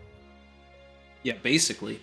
I just need to understand, you know, and actually that's another thing that can go back to that super chat from earlier about the biggest mysteries in One Piece, and it's like, what is the correlation between the Tamate box, the Gear 5th transformation, and the Sulongs? Because it's like, we have these pills that turned Hody into an all-white version of himself with red eyes, which is just Gear 5th. Yep. And when the Sulong look into the moon, which is just reflected sunlight, they turn into an all-white creature with red eyes. So that seems to be the Super Saiyan, the ultimate transformation that you can possibly have. Stussy wanted it for the world government, the pills, which is why I still want Stussy to be bad. I want her to be pro-government. All of this that she's doing right now, this is all just a game. And then I need Luffy the Vampire Slayer to, go after her or something. There's so much more to this because his fruit is the key to gigantification. It's the key to a lot of things that the government wants. Yep. And those pills, I think, were the early tests at recreating, and they were successful tests at recreating the Nika form on a micro scale. Yep. That came with all of the downsides. And it's like, and I think they wanted Vegapunk to probably perfect that, and they needed the pills for it, or they needed the fruit, but the fruit kept eluding them. That's why Vegapunk is already interested in Nika the White Warrior, all of this. And a couple other things to build off of all that is, the fishmen and the minks are two of the biggest allies. I mean, there's a lot of allies, but two of the definitive, I would say, biggest allies to the ancient kingdom back in the day, right? Like that's pretty much confirmed, right? We had the road poneglyph in both locations at some point, right? So these people that live there obviously have deep ties to Joy Boy and the Void Century and the ancient kingdom and all that stuff. But then you also consider the fact that like you're saying, with Vegapunk maybe remaking these, Stussy's involved all this. Stussy's I think it was Stussy's introduction or near it. I know we got a title card for her when she shot Dufeld and tried to get the Tamate Bako, right? And think about it now, Dufeld's the one who funded Mads, right? The dude who the reason she exists is because of Dufeld. And she shot Dufeld that day to get those pills, and we know those pills kind of make people into Gear 5th on a temporary basis. So I think there's something there where Oda's really going to blow us away. We're basically I think Dufeld, and the pills and all this we're talking about is going to be important, but I think Dufeld is going to be really important because of all these connections. So shout out to Parvision, who's brought up the idea that maybe Crocodile is a clone of Dufeld because he has the scar across his face. They're both gangsters. Also, Dufeld was known as Loan Shark Dufeld, and Crocodile loaned money to Buggy for everything. So that's my guy. The scar is different though. Well, I guess the scar, Crocodile has one across his face like Weevil does, I guess is what I was getting at. Weevil's a failed clone and he has a scar across his face. That's what I meant, sorry. So it's we've already seen this example of, a clone is a failed, kind of successfully strong. He's really strong. He just doesn't look like Whitebeard, right? And so, I don't know. Maybe this is where Croc comes back into play. Shout out to Parvision. Crocodile being a clone, I don't know if I want Loan that. Sharks, both Loan Sharks, man. They both. I'd be cool with him having a tie to Dufeld. Maybe he, came up in part of Dufeld's organization, and that's where he got his whole mafia vibe. Maybe I like that too. Maybe that's where it started. We get a Crocodile backstory, and it has something to do with Dufeld. And here's the other kicker. Dufeld funded everything, and usually there's a reason. If you're gonna fund an endeavor, there's an end goal you want from it, and maybe a clone of himself was the goal. And then we're talking about failed clones, like Weevil was obviously failed, somewhat successful but failed clone. Well, right. What if it was successful, but it was a woman version of Dufeld, and that's where Ivankov comes back into play, right? It was a failed clone because it was a female Dufeld, and so we got to fix this, and that's why Ivankov was hired to fix the clone after the fact.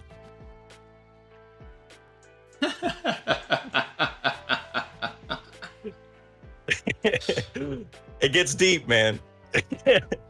Wow.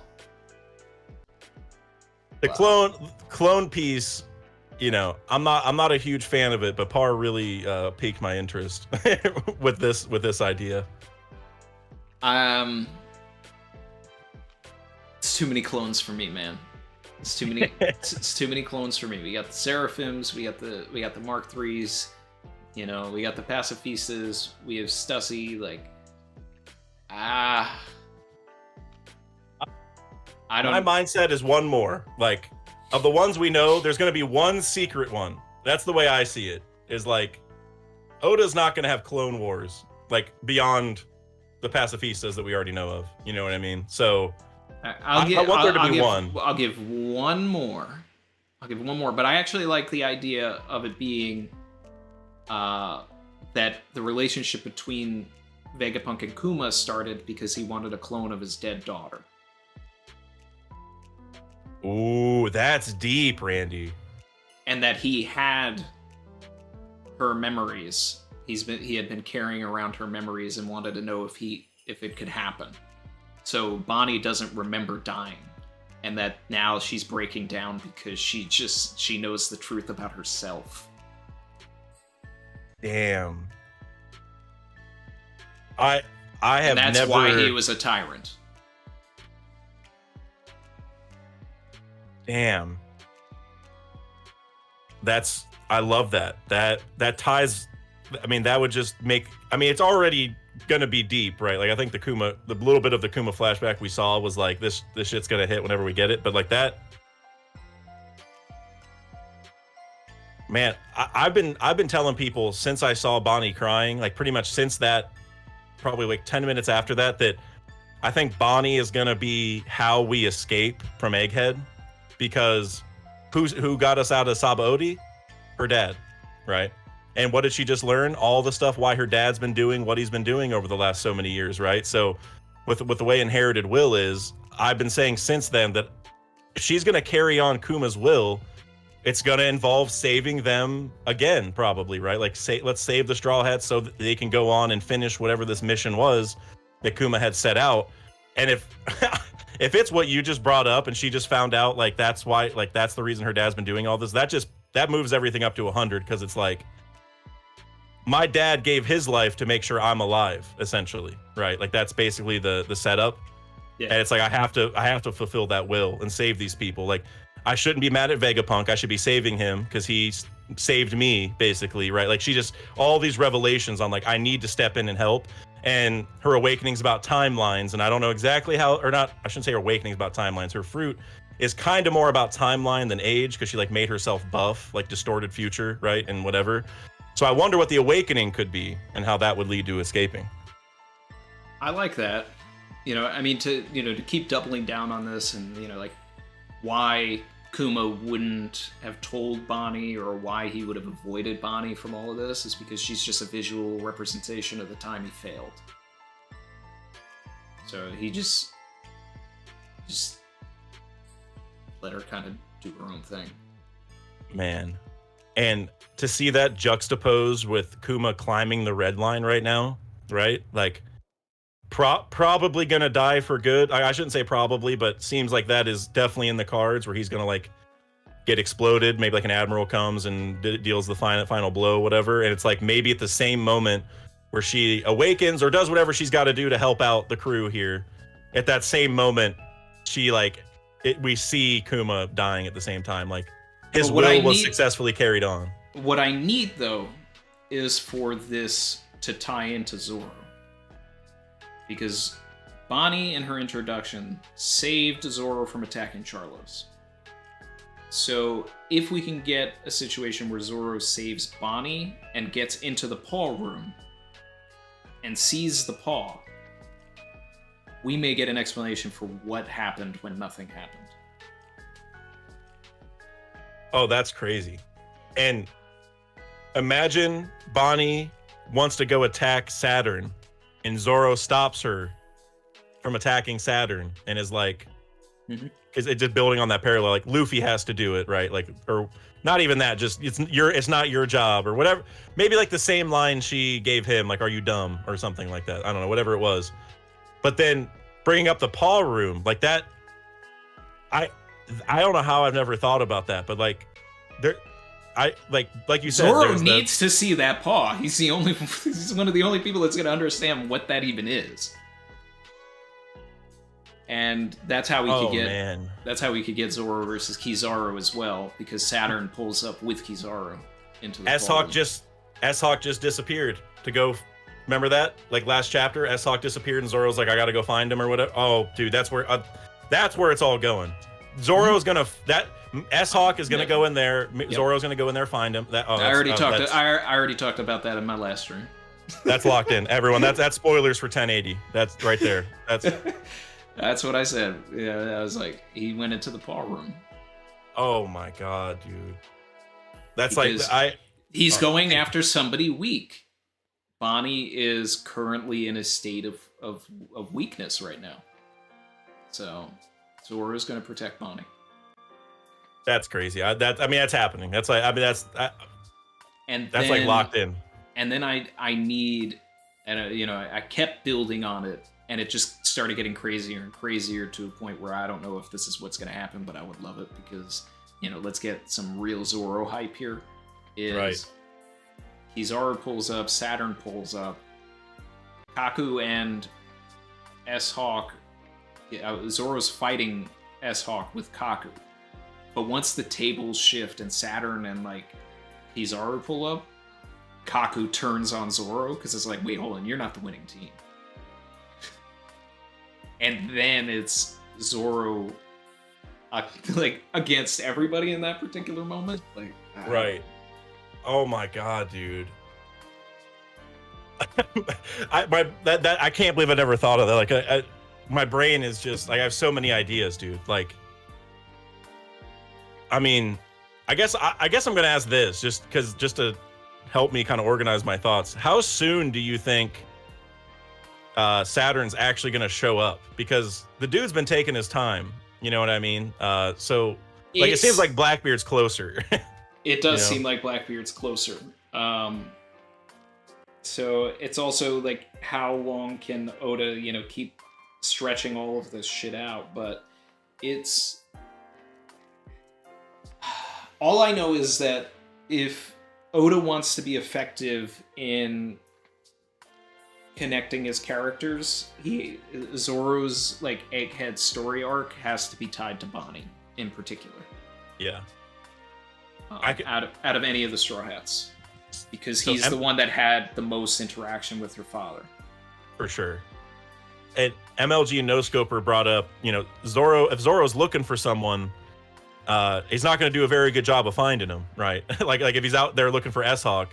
So that like you're bringing up, that could lead to a whole thing where S-Hawk is out looking for someone like Bonney or whatever, but maybe he ends up going to someone else. But the point is, Zoro's looking for S-Hawk, and maybe that's what leads him to the bubble room because he's so off course. And then that gives him a quiet minute to talk about the bubble stuff, right? Because if S-Hawk's there, because the chances are more likely that S-Hawk pulls up on Chopper, Robin, and Atlas. Mm-hmm. Yep. Chopper, Robin, and Atlas make it to the basement. We get an interaction with York amongst them.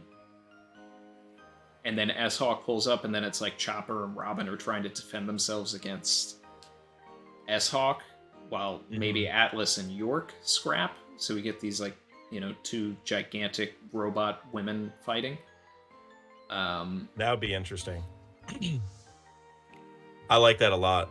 And then it's Brook Soul that gets down there, sees everything, and then as he is, oh crap, Robin and Chopper can't handle this, he starts going up. He sees the bubble room, right? And Brook also saw everything that happened to Zoro during Nothing Happened. Oh, man. Keep cooking. Keep cooking. I think I know where you're going. Just keep cooking. Then Zoro, Brook leads Zoro down to the basement, and he follows Brook in his soul form. And Brook can't do anything because he's in his soul form. So then he has to get back to his body. Which maybe something happened to his body. I don't know. Just to add drama.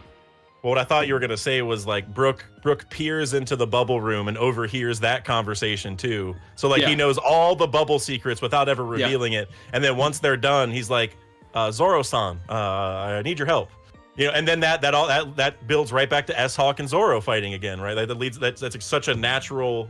Man, I'm all for any Brooke hype. That's my favorite character in the whole story. So I'm anything with Brooke is a 10 out of 10 for me. So I mean, that just made it all better, man. I'm sold 100%. I'm waiting for it. Like in my mind, it's like, all right, one of these chapters is going to have that exact sequence. You know, it's like headcanon. Like I can see it. I can see Oda's paneling right now. Brooke like peeking in, you know, they're talking. I can see the whole thing. So I'm for it 100%. Yeah, man. I'm excited for all of it. Same. It's a special time, man. I say this on my stream, like every single stream, but with every passing chapter, that's the last time we're going to get to react to chapter 1079, chapter 1080, 1081. Like we're only going to get one chance for these, and we're never going to get to see Shanks' first named attack ever again, right? We saw it for the first time, and that's you know, we now have that locked in our brains. Like, we're never going to get that experience again. There'll be awesome experiences with the guy. Like, I'm not, you know, obviously. Yeah. But our first time seeing it animated, but that's it. Oh, speaking of that, man, Gear 5th in the anime coming up soon. Man, like I said, I don't know if you've been watching the anime, but last night... I'm behind. Okay, well, do you not want me to tell you what happened? No. Kroom was the last episode. Kroom and the awakening, and then Big Mom eating her soul and like getting bigger and all that. That was last episode. I do have to check that because I mean, did they animate it to look any differently than his normal attacks? It's blue. It's like a light blue hue around.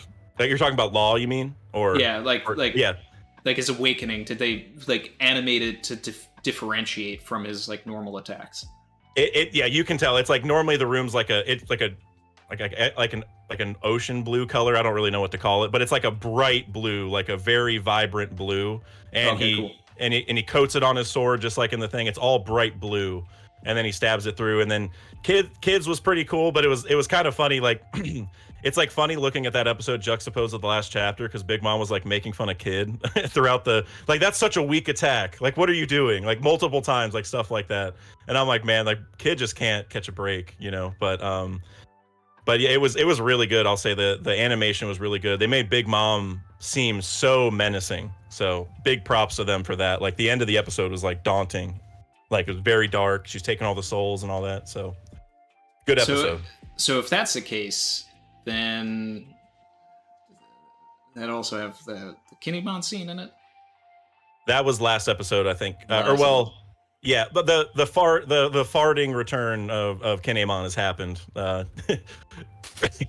Disgrace the guy, in my opinion, a little bit. Like let the guy die. don't bring him back with farts. But hey. Yeah, I don't know. At some point, I plan on going on Twitch and doing a run through of the a lot of the catching back up at least before Gear 5th because I know we're getting closer. Like my schedule just got so crazy because I used to react to the episodes on Twitch, right? And I think things got too crazy for me like right around the Ice Oni stuff, like the slap. I don't know if I watched. Yeah, I don't think I saw the Ashura Doji death. I think that might have been like the next thing. So you haven't seen like Demon Mode Robin yet or anything like that? No, and that's partially because been busy, really want to see it, obviously love that. But Chrissy wanted to watch it together. Gotcha. And then we were gonna like try and like I needed to catch up and then maybe like do some sort of like a collab with Chrissy where we watch those episodes together because she loves Robin, she loved those chapters, and then it's just it's like trying to find the time for everything, and then it's just the episodes are just like piling up, and I really just need to like marathon through them. Sometime soon. Yeah, well, they've been killing it, man. Like mad props to them. It's like noticeably better in my not than the manga, but noticeably better than other anime. I mean, obviously they've been stepping up the quality since Wano started, but it's like since the raid started, it's like it's peak like all the time, man. The Kroom was really cool, I thought. And I think you've brought this up before. I don't know if this is like you would call this a theory of yours, but I'm pretty sure I remember you bringing this up where like Kroom is almost like chrome, like the word chrome, like it's like that's and like the way he says it could be like he says it like Kuromu, like it sounds just like Chromu, like Chrome ooh, like that's pretty much how it sounds like. So I did like kind of notice that in the chapter, like oh, like that does sound like that. So and it is all shiny blue and stuff, like it definitely like makes it look really special and all that. So I don't know, it's pretty cool. Love it. Yeah, Gear 5th is going to be special though, probably 4 or 5 months away. But well, I also want to catch up because I want to see Ifrit Jambe and I want to see that live. Like I definitely want to like stream that because that was one of my favorite moments. Yeah. So I know we're close to that. Yeah, probably. Like, yeah, last thing we saw with Sanji was he was running away because his powers activated from Queen.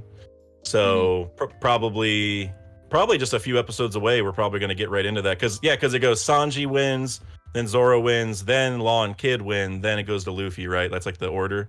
So Sanji would be up next. Yeah, Sanji's probably like just a few episodes away now. Yeah, I'll try and like check my schedule, but that might be a thing where I start running through some of these episodes on Twitch. And I'm sure it's a lot harder for you now that you react on Sunday to the manga chapter, because like if you wanted to go Saturday night and see the new episode, like probably run the risk of spoilers in the chat, I would presume. That was another thing too. That actually was one of the big factors of, you know, not doing a lot of like multi-day streaming was just like these, you know, Monday spoilers, Wednesday chapters, and it's just, yeah, it's a little harder now. But since we're in a break week, well, I mean, yeah, spoilers would probably be out for all we know later tonight. Exactly. So yeah, once you vacated Friday, I swooped that up and I've been doing collabs Friday afternoons.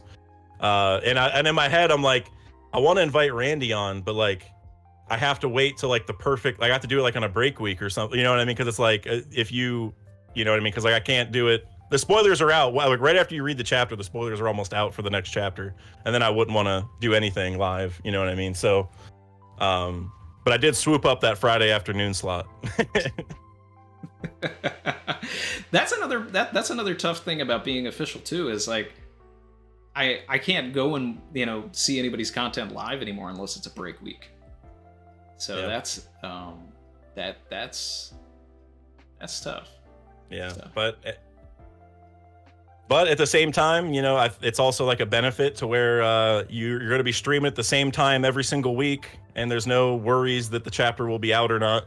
You know what I mean? Like, you know, you're going to have that chapter available on time, where I'm like, I feel like I'm on call on Wednesdays and Thursdays. You know what I mean? Like, just waiting around for the chapter, then pop right on. So, but even when I was doing the scans, it was just like, all right, the chapter is coming out on a Wednesday now. I'm still streaming on Friday.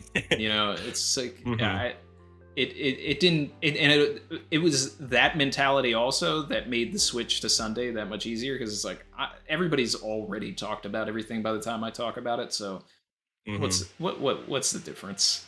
Exactly.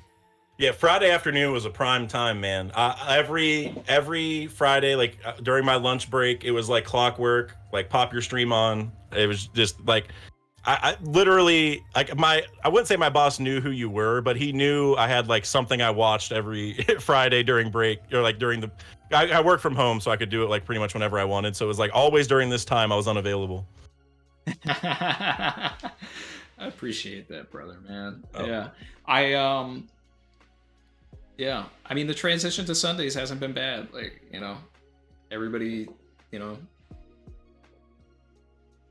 pretty much everybody's still around. So Yeah, you get everyone on Sundays, right? Because even if it's a small percentage, like there are people who will never come, like who probably couldn't come to your Friday streams or come to my or anybody's streams because they read the official, right? And so now you can get everyone. There's like no limit.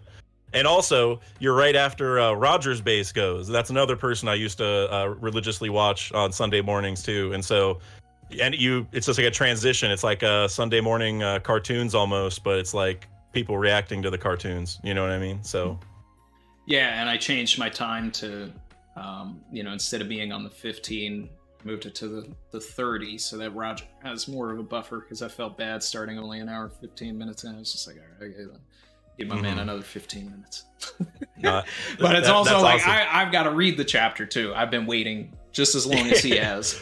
You know, it's so funny. The One Piece fan in you never leaves. I shouldn't say never, but at least for what I've seen, no matter how much One Piece you get into or how much you stream or whatever, like that One Piece fandom that made us start a YouTube channel to begin with, it's still always there. Like, okay, man, I need to read the chat. Like, I like One Piece too. For like reacting is important, but like I want to read this. Yes. So. Yeah. Exactly. Yeah. Especially you on Sunday. Like everyone's read it but me, man. Like I'm trying to. And by the time I react, that is the truth. Because it used to be Roger reading the chapter last. No, I'm the last person to read the chapter now, and it's like, yep. Hey, but you guys have been talking about this for 5 days at least. It's like, all right, now let me get into this. Yeah, that's why we sound so crazy whenever we come in like Lafitte's Hot Tory. It's like, oh, like you guys have been talking about this for 5 days. I just, Right. So what did I walk into? Yeah, exactly. So. But that's why I love these break weeks. Like this is the time where it's like it's loose. We're all on the same page. Like let's just cook. And exactly. bro, we might have gotten a Michelin star today. Man, that Joy Boy Poneglyph theory. I'm gonna have to think of a catchy name, but that One Piece. That's living on. Yeah, that's. That part, like combine all of the pieces into one piece, like that, man, that's like dangerous. Like that's, I just bought this house a couple years ago, man. I can't have it get emu blasted, for talking about this. So we might have to, be quiet on the secrets. Yeah. No, this was a fun one. I saw. I don't know who said it, but it was actually a couple of people. They were just like, "I was here when we figured it out. I was here when we discovered the one." Like, if that happens, this stream is gonna live on, for the rest of time. I mean, it's gonna live on for the rest of time anyway. But it'll age like wine if that happens, man. Look, I don't even care if it's not the case. Like, us cooking and putting that together was just fun. Yep. Like that was just fun. Like let's take these pieces that are here and make it work. Yep. And we figured out a way to put it together. Yep. We put some puzzles together here. Yep. And if we put that puzzle all the way together, it might just be Joy Boy. So, and like you said, it's just fun. Like how many. There's only so many weeks or months or potentially years left until we have this answer, and we don't get to speculate on it. You know what I mean? Like this is just fun, and this is why I love One Piece. This is why I followed you to begin with, and everyone else. So, but this is also why I deliberately have stayed away from trying to theorize what the One Piece is too, because I was like, nah, I don't want to figure it out. I don't want to figure, but we did. We did. Maybe. Well, maybe. Do you know my actual theory for what the One Piece is? Like the One Piece, the physical thing. Do you know that theory? First, shout out to Barry Motivated for saying that it's going in the log keeper of the Savage Pirates. I don't, and I've watched a bunch of your videos, but I deliberately do not watch videos that are about. Like the One Piece. Like I stay away from them. I still haven't watched Artura's big video. I never watched O'Hara's like multi-million view video and all of. Even though people have told me like whatever, people talk about it all the time. I couldn't escape it. But I mean, you want to tell me? You can tell me. I won't give you many reasons because I think the more I build on it, it might make too much sense. But it does tie to my boy Gaimon that I mentioned that's on your shelf back there. But I think the one piece is Joy Boy's afro.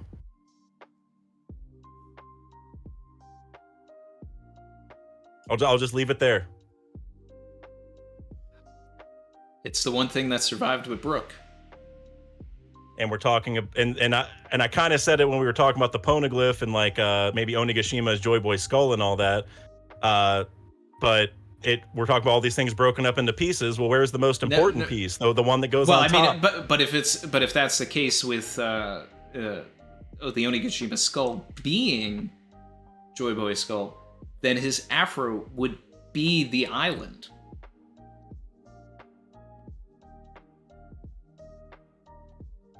His afro would be huge. Right. Well, yeah.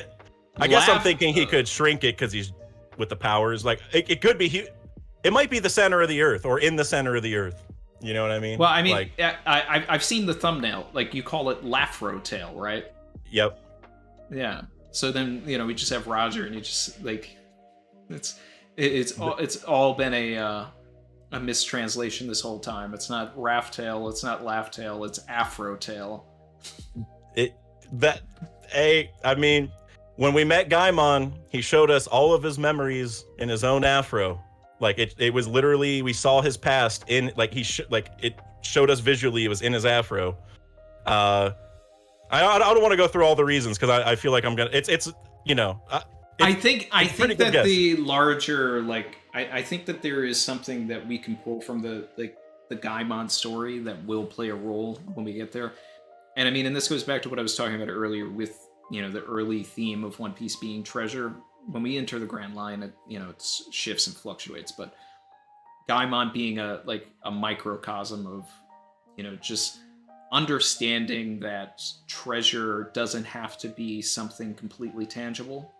Yep. The fact that they see that there's nothing inside those chests, but Gaimon being, basically fulfilled that even though he's been on this island for 20 years and he's been protecting this treasure that isn't a treasure, like he made friends with all of these animals and everything. And not to say that One Piece is the friends we made along the way, but the lesson there is that the One Piece could be something that isn't money. Yep. And it should be. Yep. It should be something that isn't money. So, and that's okay. Yeah, I'm with that because it's what was the treasure on the island? It was essentially the friendships, like you're saying, but like the memories or all that. It's the journey along the way. The you could say the memories of the journey because that's all you're gonna have at the end, right? It's like you can reminisce and look back, and the friends that are still with you, but you're gonna look back on the adventures and remember like the memories of it, right? And that's kind of where that all started. Was like the afro showed us the memories, and that's like it's also like an allegory for like your head in a way, and also like the afro is like a spherical object, and a lot of people have said like the red line like is going to get destroyed from the One Piece, so it's like makes the world one piece again. Well, like the point of that is to make the world a sphere again. And like if you go back to Brook, when we first got to Egghead, he looked at that eddy that was floating in the air and was like, oh, that looks just like an afro, right? And so it's just like the planet itself can be an allegory for this afro, the memories. There's like so many ways you can look at it. Also, we met Afro Luffy at Long Ring Longland. Everyone stretches out like Luffy and Joy Boy does, and that's where the afro first came. Afro Luffy's chest tattoo looks like Gear 5th. Oh yeah. I'm a big Foxy guy.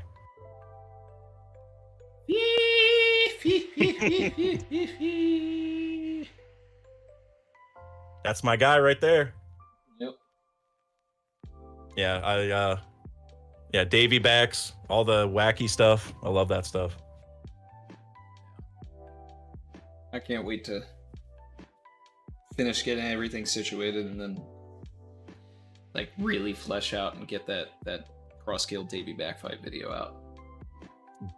I'll be supporting it. I had a Zoro video and I like briefly mentioned it was like that was probably like a minute, and I was like, I think the best way is like let's just have a Davy backfight or like just paint a situation where Zoro has to win, and for Luffy to continue the dream, and I'm sold. You know, what Davy backfight's probably the best way to do that, but anything where Zoro has his back up against the wall and like my best friend's dream relies on me beating the world's strongest swordsman, like give me that, you know, every day of the week. Yeah. It's just manufacturing a way for Luffy to not be involved in the last fight. So, you know, it's like, because he would have to play a role in the second part.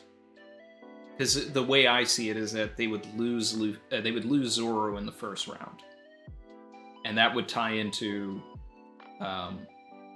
Oda's original notes of having Zoro be a part of Buggy's crew. So that'd be funny. So they do a Davy back, and like the first person that they choose is Zoro, which may not align with Crocodile's plan. Right. But so now Zoro is a member of Buggy's crew for however many chapters, and the second battle is about getting Zoro back. So Zoro didn't participate in the first thing because he was supposed to do the second thing, and then Luffy, like the original Davy back. So then Luffy would do the second game, get Zoro back. Now he can't do the combat, or it's a situation where he's maybe supposed to do the combat, but Buggy swaps himself out for Mihawk, and then it's a discussion between Luffy and Zoro, like, no, this is my thing. This is where I have to do this. And then Luffy relents and understands and lets him do it. Yeah, that is true, because like they're probably gonna build the whole thing off like trying to have Luffy be shared or saved for the end, right? And so it's like how. So yeah, then if Zoro gets taken, then Luffy's forced to maybe fill in that spot. Yeah, I mean, that's, yeah. Because I was thinking in my head, it would just be a scenario where, like, Mihawk's the strongest combatant on Cross Guild, so, like, they're just going to make it clear, like, this is our combatant, we're saving him for the end, and then maybe Zoro just right away is like, Luffy, I have to be saved for the end. It's like, it could just be that, like, from the get-go. But you're right, like, the way they do it is they name the people who are competing as it goes. It's not like you lay it out ahead of time, right? It's like, who's doing this round? Yeah, pick your people. So they would, exactly. So they would have to know ahead of time, because they didn't switch somebody out for Chopper in the Groggy Ring in the original Davy back. Right. But they also didn't have anybody else that they could switch out to. So right, yeah, because that's why it was just Zoro and Sanji, right, in the second round, I think. Yeah, that's right. Yeah, I like that a lot. That would definitely be the setup. Like, Zoro doesn't compete in the first one, he gets taken. Yeah, I like that a lot. And it would just be kind of fitting too that like Buggy is, like, I wouldn't say immune is the right word, but he's resistant maybe to sword attacks, and it's like he has like two of the strongest swordsmen in the world under him, because it's like they can't hurt him. You know what I mean? Like, that would just be so funny. Yeah. Let's see, there's and that it also would be Zoro was also the most outspoken person to Chopper when Chopper was complaining, so Zoro would just have to like accept it. Ooh. That right there alone is, he has to get taken temporarily. That alone, like that's just such a good moment to have, where like he's the one that gave Chopper's be a man speech. Yep. Chopper looks at him, and maybe Zoro's just stoic. Like, Zoro's not reacting, and Chopper has like a flashback to like that moment. It's like, that's right, like Zoro wouldn't be worried in a moment like this, or whatever hype thing he wants to say, but that's great.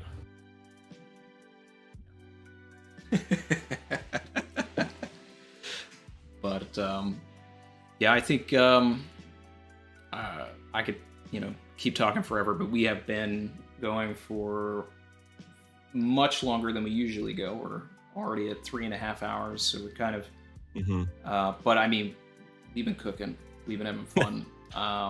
I'm glad you were able to join me today, man. I'm gonna start wrapping things up here. Let the people know where they can find you. Aside from the description. Description, definitely the place to start, but you can find me here on YouTube. I don't use a lot of other platforms right now, so just mainly here. I have an Avalo Pizarro video that's coming out I want to say a couple days, but like I know the spoilers are going to come out, and I'm always like I don't like releasing videos when the spoilers are out, and I don't know in case like I'm just owning myself. So a Vallo Pizarro video in the next 5 days minimum. So if you want to check that out, I stream every chapter. I also do collabs every week with different creators and stuff. So if you want to see any of that, definitely come on through. And Randy, I mean this was a blast, man. This was everything I wanted and more. The fact that we might have come up with a huge theory together is, amazing. So I'm going to look back on this fondly for sure, man. So thank you. Me too, man. I mean, we really fleshed something out that even, like I said earlier, even if it doesn't end up being the case and people clown on it and say it's stupid, it was fun. It was a fun idea. Yeah. And it makes sense in a really tinfoil way. It does. So. It uses all the pieces, all the chess pieces that Oda's laid out, or the ones that we can foresee. That's what I look for in a theory, So, yeah. So even if it doesn't come true, man, it's just was fun. That's the main thing. That's the best thing about One Piece. Yeah. All right, guys. Like, comment, subscribe if you're feeling the vibe. Check out Dax Saké. And I will see everybody here for 1080 next Sunday. And maybe we'll be twitching some anime episodes since we were just talking about it. But we'll see. Yeah, right after the chapter is a good time if you're able to. Well, I mean, when I'm doing the chat, then I gotta like immediately start working on the video because if I don't release it the following day, it's true. pointless. That's true. That's another challenge, right? Well, I'm sure you'll figure it out. If not, break week will be anime catch-up time, right? True. Yep. All right. Later, everybody. Have a good weekend.